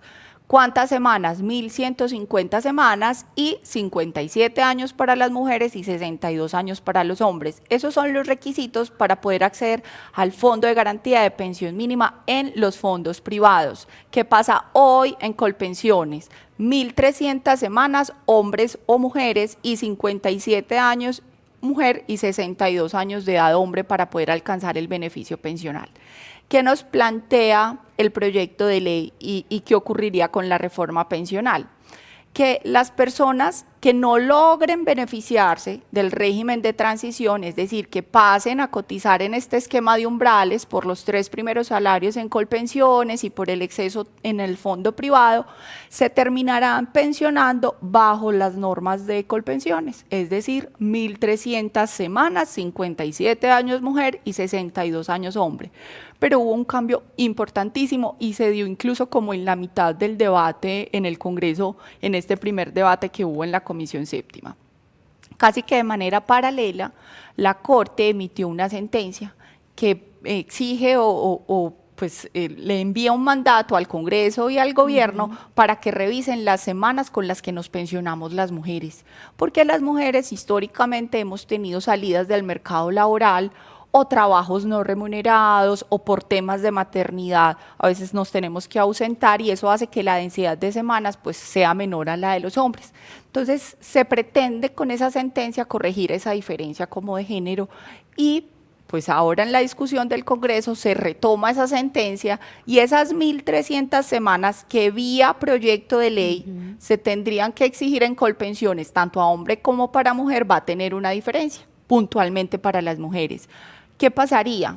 Que a partir del 1 de enero de 2026 empiezan a reducirse esas 1.300 semanas en 50 semanas y luego cada año una reducción gradual de 25 hasta llegar al año 2037 que bajen de 1.300 a 1.000. Entonces será una reducción gradual, vamos a tener ahí más o menos 10 años de reducción de semanas para acceder al beneficio pensional, pero el objetivo es que a las mujeres a 2037 se le exijan para poder pensionarse 1.000 semanas. Entonces, esto es como un cambio que se originó muy a propósito de la conversación de reforma en el Congreso. Juliana, retomando como lo que hemos hablado, entonces, en el contributivo hay como unos cortes. Si nos ganamos de 1 y hasta 3 salarios mínimos y solo me gano hasta 3, yo voy a estar al 100% en Colpensiones, en lo que se llama el componente de prima media. Si quieres, volvamos ahí. Y quienes se ganen más de 3 serán un esquema mixto. Hasta 3 cotizan en uno y después elegirán su AFP. Así como lo acabas de mencionar, entonces, el umbral de 1 a 3 salarios mínimos, vamos a cotizar todos obligatoriamente, si este proyecto se vuelve ley, de nuevo, no es ley aún, devolverse, todas las personas que coticemos entre 1 y 3 salarios tendríamos que pasar a ser cotizantes de Colpensiones de manera obligatoria y Colpensiones aquí en la gráfica precisamente que estamos mostrándoles es componente contributivo de prima media, tiene un nombre muy robusto pues, pero digámosle Colpensiones para que entendamos todos. Si devengo un salario superior a esos 3 salarios mínimos o soy independiente y tengo unos ingresos por encima de esos 3 salarios mínimos, voy a vivir en esos dos mundos. Por los 3 primeros salarios tendré que cotizar en Colpensiones y por encima de esos 3 salarios tengo que elegir una AFP, que es lo que acá denominamos componente contributivo complementario de ahorro individual. Un nombre súper extenso, pero son las AFP. Vamos a distribuir entonces el aporte en ambos componentes, pero al final, cuando nos pensionemos, cuando llegue el momento de desacumular, ya cumplir los requisitos, las 1.300 semanas hombre o las 1.000 mujer, cuando finalmente lleguemos pues a ese punto a través de la gradualidad, la pensión será reconocida por Colpensiones y desde aquí, desde el complementario de ahorro individual, precisamente haremos un complemento a esa pensión que se reconoce en prima media o Colpensiones. Aquí una pregunta. Hemos hablado mucho como del ciclo de acumulación y voy a resumir acá las palabras de Yolanda Pinzón García, de un grupo importante de nuestros pensionados que están ahí. Hoy, en el esquema actual, tú puedes elegir cuando estás en una AFP o retiro programado o rentas vitalicias, y Colpensiones a su vez tiene un grupo de pensionados que es como un esquema de renta vitalicia pero administrado por Colpensiones, no por las aseguradoras. ¿Cómo va a ser el modelo de pensión si yo estoy mixto o si estoy en uno solo? O sea, cuando ya tú ahorita nos mencionas, llega el momento de juntar ese beneficio, ¿quién administraría ese pago? Perfecto, entonces el proyecto de ley nos plantea que esa pensión va a ser una pensión única e integral, pese a que yo cotizo acá, pero también podría cotizar en AFP o en ahorro individual porque vengo más de 3 salarios, la pensión va a ser una sola, reconocida y pagada por Colpensiones a través del Fondo Común de Vejez.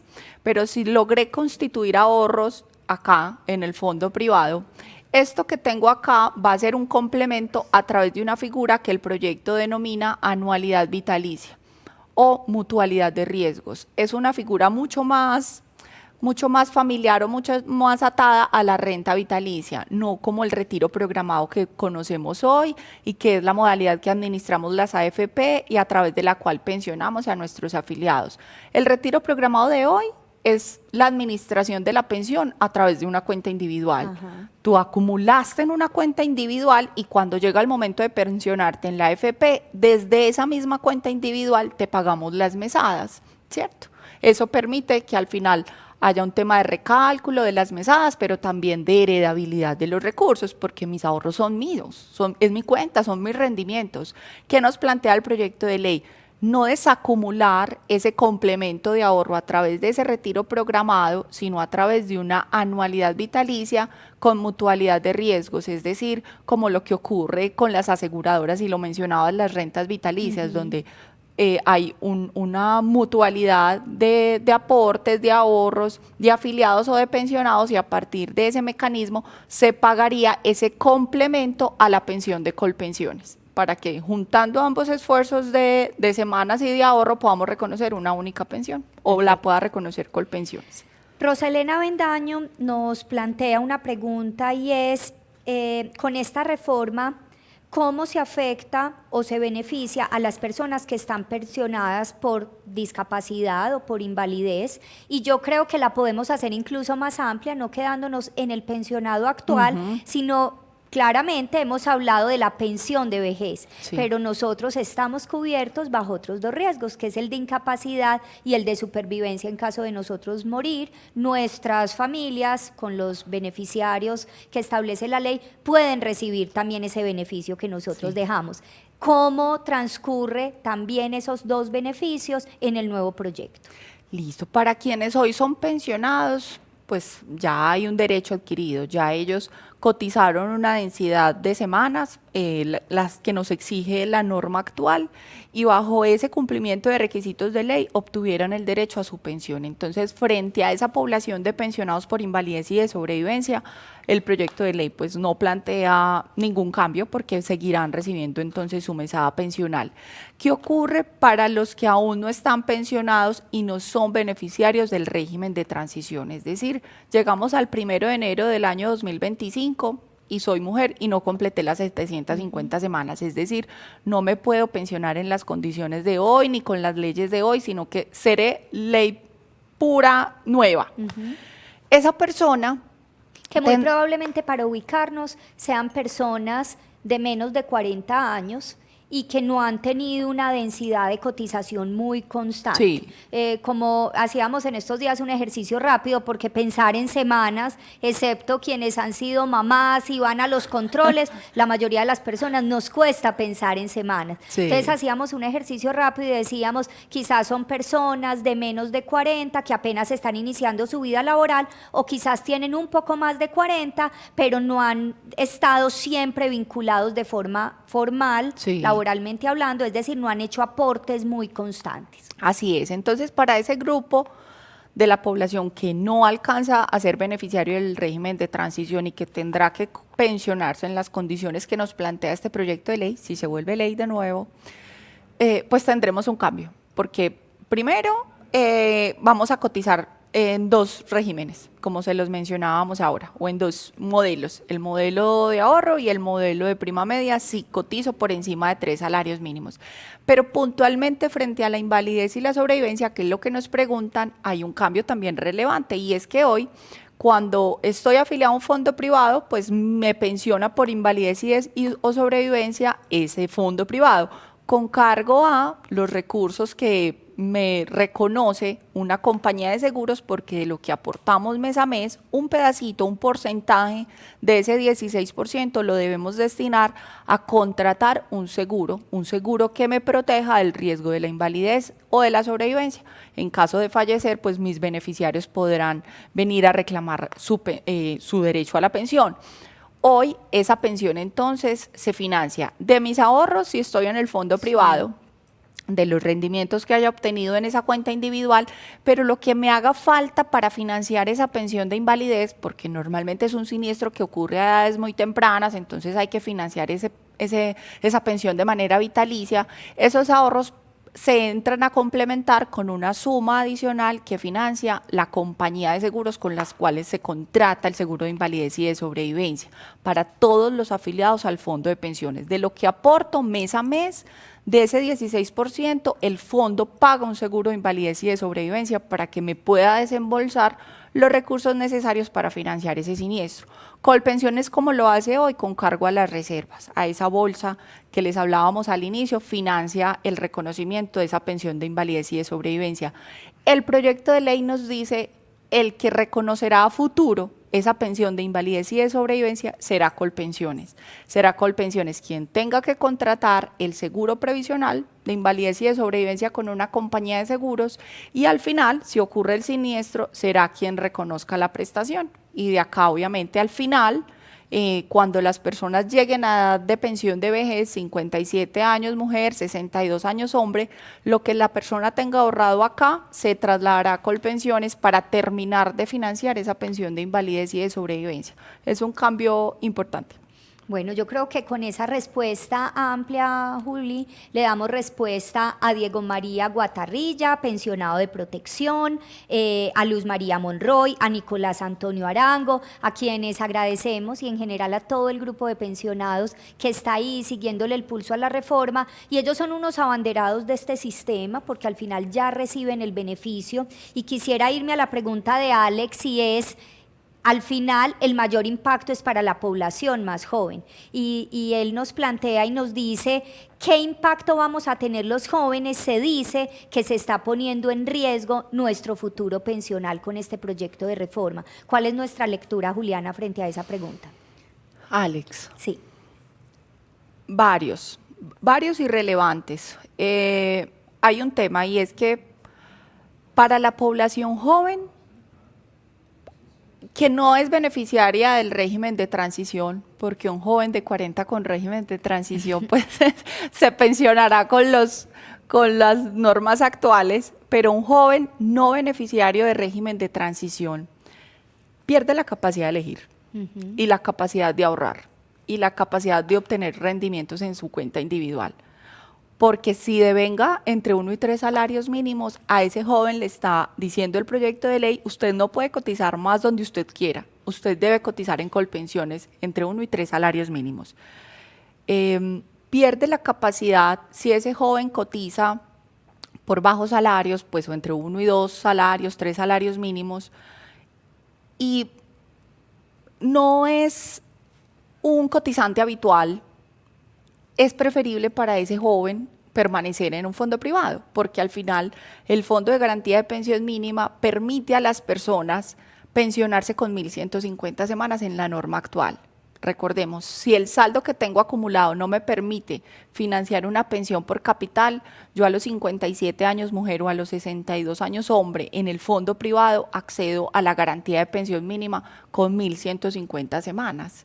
Si ese joven no puede pensionarse bajo esas 1.150 semanas, tendrá que volverse afiliado obligatorio en Colpensiones y tendrá que llegar hasta las 1.300 para acceder al beneficio de pensión. Y no es un requisito menor. Pasar de 1.150 semanas a 1.300 son 6 años más de trabajo y de cotización.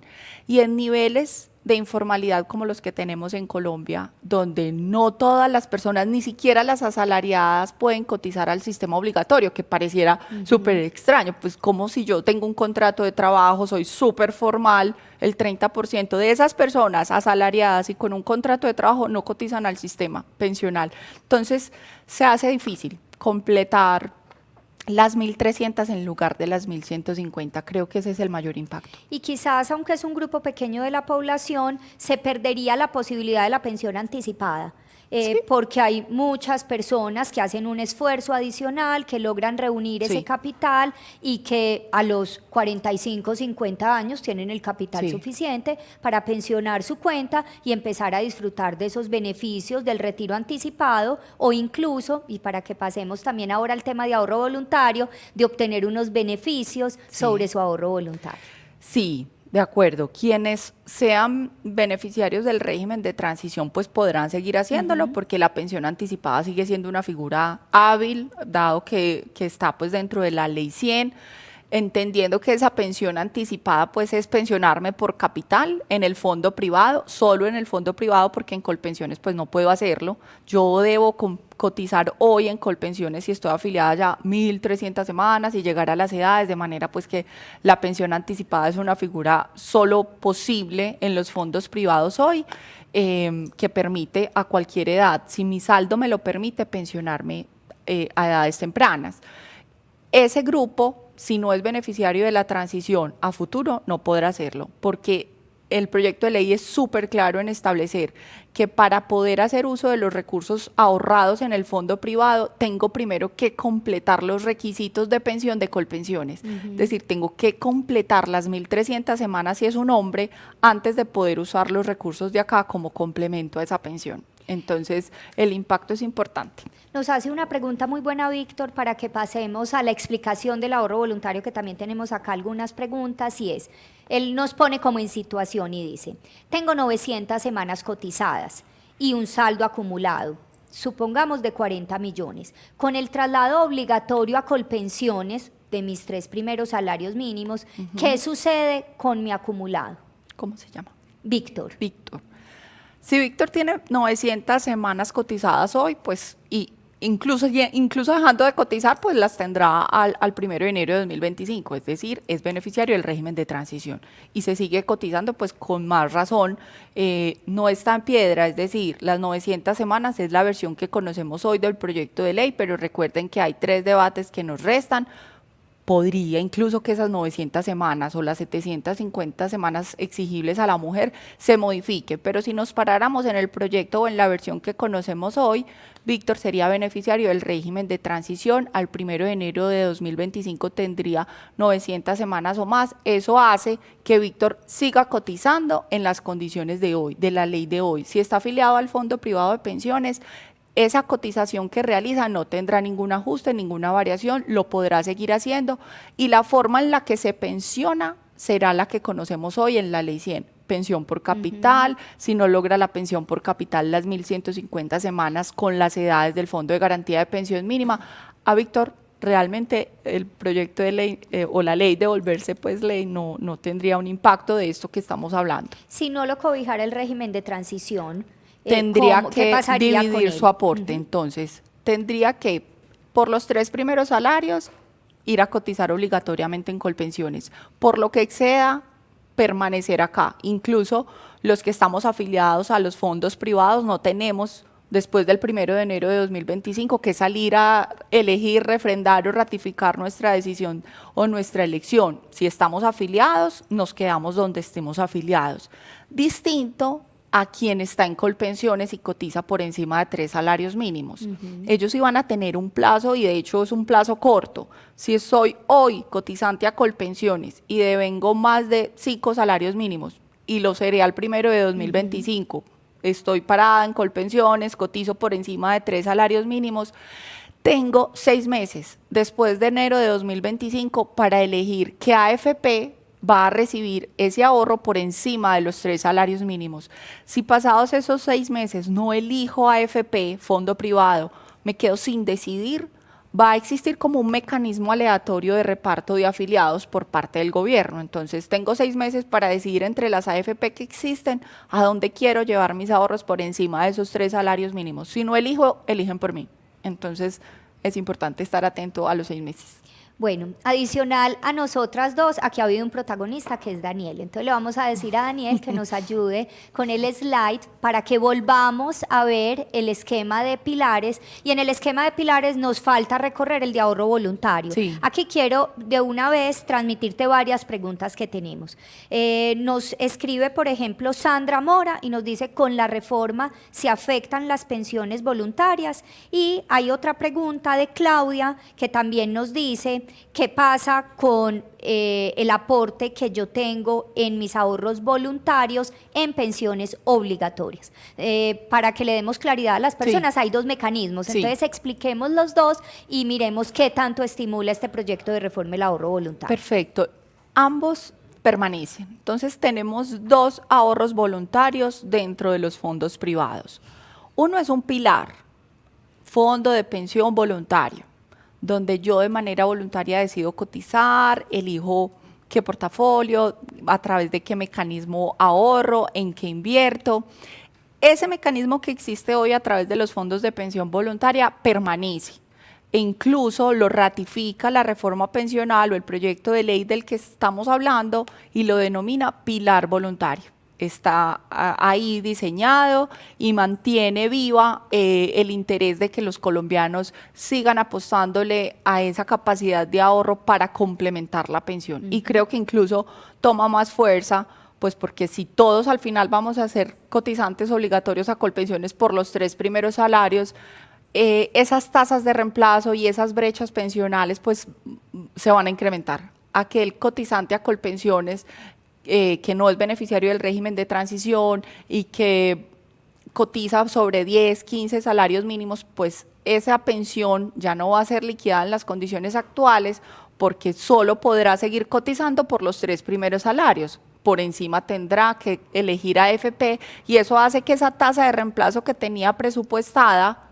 cambie y se abra una diferencia importante entre lo que hoy recibe como salario y lo que recibiría a futuro como pensión. Ahí es donde creo que juega un papel importante elevar como el nivel de conciencia frente a la necesidad de ahorrar, a la necesidad de complementar la pensión, porque lo que recibamos como pensión a futuro no va a ser igual a lo que hoy devengo como salario ni a lo que a futuro recibo como salario. Entonces, ese pilar de ahorro voluntario, el proyecto de ley lo mantiene y entendemos pues que debería ser el pilar donde mantengamos nuestro esfuerzo de ahorro para complemento de pensión. Y el otro mecanismo que también existe hoy es el aporte voluntario, pero dentro del fondo de pensión obligatoria. Dentro de esa cuenta que yo tengo con mis aportes obligatorios porque mi empleador o yo como independiente realizo aportes mes a mes, esa misma cuenta de pensión obligatoria también permite que llevemos allí aportes voluntarios a pensión obligatoria, que también es una figura, Sandra, que se mantiene dentro del proyecto de ley. Ahora, los beneficios tributarios que representan ambas figuras, tanto aportar de manera voluntaria dentro de mi cuenta obligatoria, como este pilar voluntario que hago de manera independiente en un fondo de ahorro voluntario, son beneficios que contempla la ley laboral, la ley tributaria. Incluso la reforma tributaria pasada pues mantuvo el beneficio de ambas figuras. Esta reforma pensional no se ocupa del beneficio tributario en sí, son 2 materias distintas, lo mantienen en su esencia como 2 mecanismos viables y vigentes para seguir ahorrando y sus beneficios tributarios permanecen porque se están tratando en una ley distinta.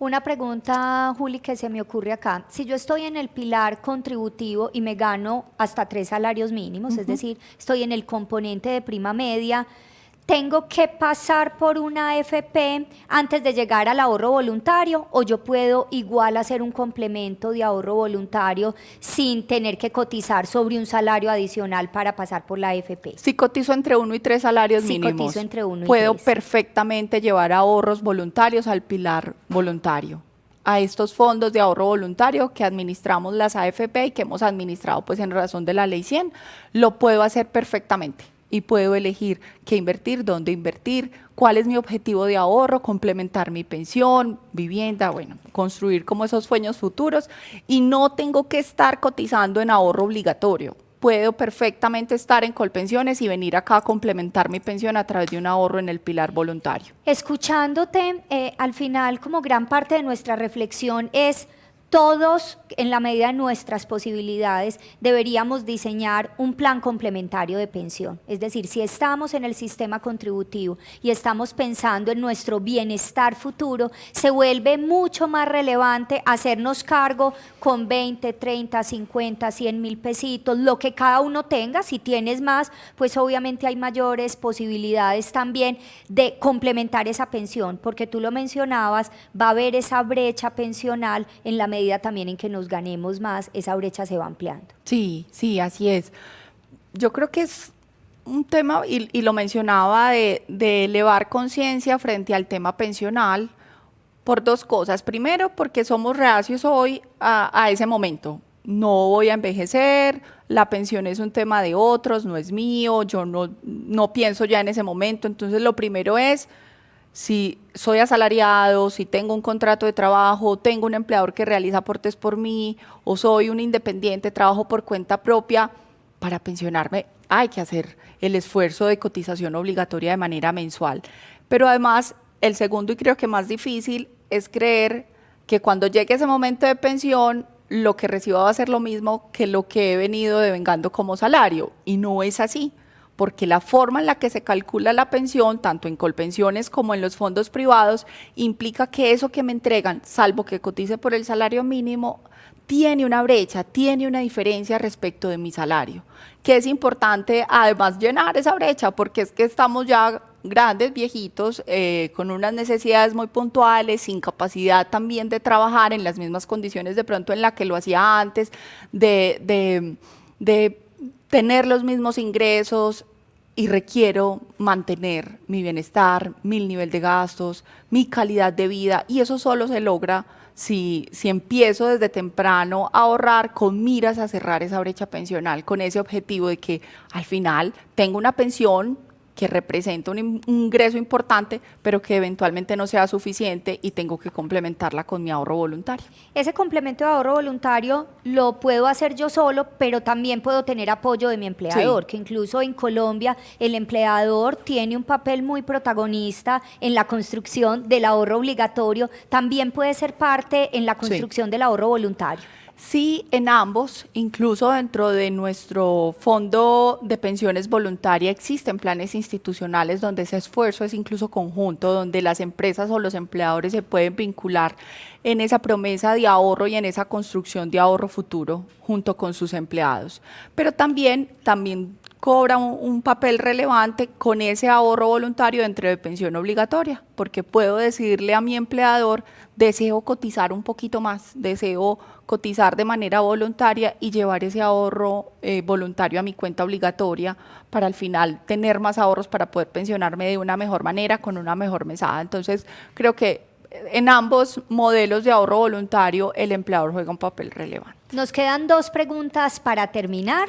Te paso la primera. Felipe Arango nos dice, y me vuelvo nuevamente al grupo de los pensionados: ¿a qué se refieren cuando dicen que la reforma pensional elimina lo que hoy conocemos como retiro programado? Entonces, tiene obviamente una mirada, su pregunta de ¿va a seguir existiendo el retiro programado? Creo que esa pregunta ya no la respondiste, pero creo que su inquietud como pensionado está más: quienes hoy son pensionados del retiro programado, ¿dónde van a quedar? Perfecto, entonces hoy nuestros pensionados o los pensionados de los fondos privados tienen unas modalidades para pensionarse. Una de ellas, como lo dices, es el fondo de retiro programado, y es el fondo a través del cual pensionamos a nuestros afiliados con su cuenta individual, sus ahorros, su bono pensional y sus rendimientos. Esa modalidad de pensión es una modalidad que se creó con la Ley 100 del 93, y quienes estén pensionados bajo esa modalidad porque cumplieron los requisitos y eligieron esa modalidad, deberían poder permanecer ahí. El proyecto de ley contempla un artículo que menciona que los pensionados de las AFP podrían elegir una renta vitalicia o una conmutación, pero lo establece como una posibilidad en la medida en que pues ellos también tienen un derecho adquirido, así como lo hablamos ahorita con las personas pensionadas por invalidez y de sobrevivencia. Los pensionados por vejez en retiro programado, salvo una figura que denominamos control de saldos, que ya es cuando definitivamente la ley nos exige llevarlo a una renta vitalicia, pero hoy, tal cual está redactado el proyecto de ley, nos dice quienes estén en retiro programado podrán, pero no es una exigencia, ir a una renta vitalicia o a una conmutación pensional, que es otra figura donde los pensionados pueden trasladarse hacia a otro mecanismo de pago, pero es un podrán, es decir, no es una exigencia como se entendía en una primera versión del articulado. Y a futuro, para quienes no somos aún pensionados y vamos a ser pensionados a futuro, pues ya la modalidad como cuenta individual sí no existiría, porque la norma nos habla de una anualidad vitalicia en un mecanismo mutual, donde todos estemos junticos, no cuentas individuales. Perfecto. Y la segunda pregunta es, Blanca Patiño nos pregunta, ¿desde qué edad y hasta qué edad se puede adquirir el ahorro voluntario? Y yo le sumaría, incluso estando pensionado, ¿puedo hacer un ahorro voluntario? Sí, creo que ahí sí no hay limitantes. De hecho, pues existe el protección hijos, que es con miras a proteger incluso a las personas, a los menores, pues, y a nuestros hijos con esos sueños futuros de ahorro. Entonces, ahí no hay limitante, incluso los pensionados pueden vincularse a ese ahorro. La premisa es ahorro voluntario. Ahorro voluntario dentro del pilar o el fondo de ahorro voluntario que administramos, y si estoy cotizando dentro del fondo obligatorio, dentro de la AFP, también puedo a través de mi empleador solicitarle un ahorro, pues realizar ese ahorro voluntario junto con mi cotización obligatoria, y ahí tampoco existe limitante de edad. Bueno, ha sido un espacio maravilloso. Juliana, yo quisiera terminar contigo con una última reflexión. En protección hablamos mucho de que este proyecto de reforma debe tener 3 principios: equidad, sostenibilidad y cobertura.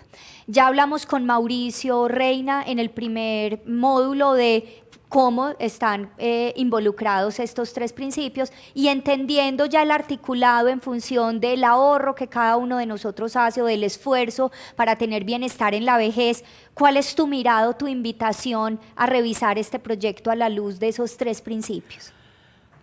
Creo que aún no pasa el examen de sostenibilidad. Creo que ahí hay consenso, y lo veíamos en las cifras que ahorita nos presentaba Mauricio. Hay un tema de esfuerzo fiscal importante, un gasto público que crece de manera desmesurada si el proyecto se mantiene en las condiciones actuales. Entonces, ese es un punto en el que deberíamos exigir revisión, porque el problema no es dentro de 5 o 10 años, el problema va a ser a largo plazo, va a ser para nuestros hijos, para nuestros nietos, eventualmente para nosotros mismos, porque los recursos no alcanzan para tanto. Y al final, pues los estados no pueden sostener regímenes pensionales que representen un esfuerzo tan grande en el gasto. Entonces, ese es un tema que creo que valdría muchísimo la pena revisar. El de equidad, si bien hubo o habrá una reducción importante del proyecto volverse ley, porque ya los subsidios no van a ir a la población que cotiza sobre más altos ingresos en Colpensiones, se reduce de manera importante a 3, pero va a ser para todo el mundo. Entonces ahí también hay un tema de distribución en los subsidios implícitos que están ahí dentro de las pensiones que se reconocen en un sistema público o de reparto como el de Colpensiones. También creo que amerita una evaluación adicional, y donde creo que podríamos estar más tranquilos es en el tema de cobertura, acotándolo a que se amplía cobertura en el pilar solidario, porque en el sistema contributivo realmente la reforma pensional sola no amplía cobertura del sistema contributivo. Quien hoy es informal Quien hoy no se ha vinculado al sistema pensional y no cotiza, la reforma pensional no hace el milagro de volverlo cotizante. O sea, ahí hay una conversación también pendiente y muy atada a la reforma laboral, como lo hablábamos ahorita con Mauricio. Bueno, pues ha sido una conversación muy interesante. A quienes nos han transmitido sus preguntas, justamente ese era nuestro interés, poder responder el mayor número de preguntas, integrarlas en estos dos paneles, y creo que hemos cumplido el objetivo. Dos recordatorios. Uno, esta charla se estará repitiendo, o este Protección Responde se estará repitiendo hoy a las 6 de la tarde, y también quedará disponible en nuestro canal de YouTube para que puedan compartirlo con personas de la empresa o con tomadores de decisión que muchas veces nos pueden ayudar también a interpretar mucho mejor esta información. Y punto adicional, hacer un compromiso con Julián. Nos han mencionado tanto tú como Mauricio que faltan 3 debates, y quizás el avance que vaya teniendo este proyecto de reforma sea importante hacerle el pulso. Entonces el compromiso es que en la medida en que avance la conversación en el legislativo, nosotros estemos nuevamente en un espacio de Protección Responde, entregando la información a la gente que le permita tomar decisiones bien informadas. Sí, compromiso de hecho. Compromiso. Nos vemos entonces en una próxima ocasión. Muchas gracias por acompañarnos, y al equipo técnico que está detrás de esta transmisión y de la organización de este espacio, muchísimas gracias por hacerlo posible. Estamos convencidos de que todos los futuros son posibles. Y nuestro propósito es acompañarte en la construcción de tus sueños. Por eso, hace años dejamos de esperar el futuro para empezar a crearlo. Evolucionamos al ritmo del entorno, escuchamos las necesidades de la sociedad y trabajamos para construir soluciones que generen bienestar. Tenemos el compromiso de alinear nuestros objetivos financieros con el cuidado del planeta, de acompañar a los colombianos a tomar las mejores decisiones y de generar oportunidades de desarrollo para las generaciones actuales y futuras. Nuestra apuesta por la sostenibilidad es habilitar el bienestar futuro e impulsar acciones corporativas que dejan huella positiva. Creemos que entre todos podemos construir la sociedad que soñamos, pero esta tarea no espera. El futuro comienza hoy. Protección. Tu futuro desde hoy. Las mejores decisiones de la vida las tomamos acompañados. Llamar a tu mamá para preguntarle si hacer esa maestría aquí o en el exterior. Reunirte con tus amigos para decidir entre ir a la playa o las montañas. Intercambiar imágenes con tu pareja para definir cuál casa comprar. O escribir un mensaje a tu asesor preguntándole cómo puedes proteger tu capital para garantizar un legado para tu familia. Conversaciones. El inicio que crea todos los inicios. Y solo cuando te rodeas de expertos conviertes un no sé por dónde empezar en un este es tu plan para alcanzar tus metas. Conviertes una situación que te quita el sueño en una solución que te da bienestar. Y haces de tus hábitos el camino para alcanzar tu tranquilidad y la de tu familia, y tu presente en el futuro que siempre imaginaste. Detrás de cada propósito hay una conversación, y detrás de cada conversación, una gran decisión. Protección. Tu futuro desde hoy.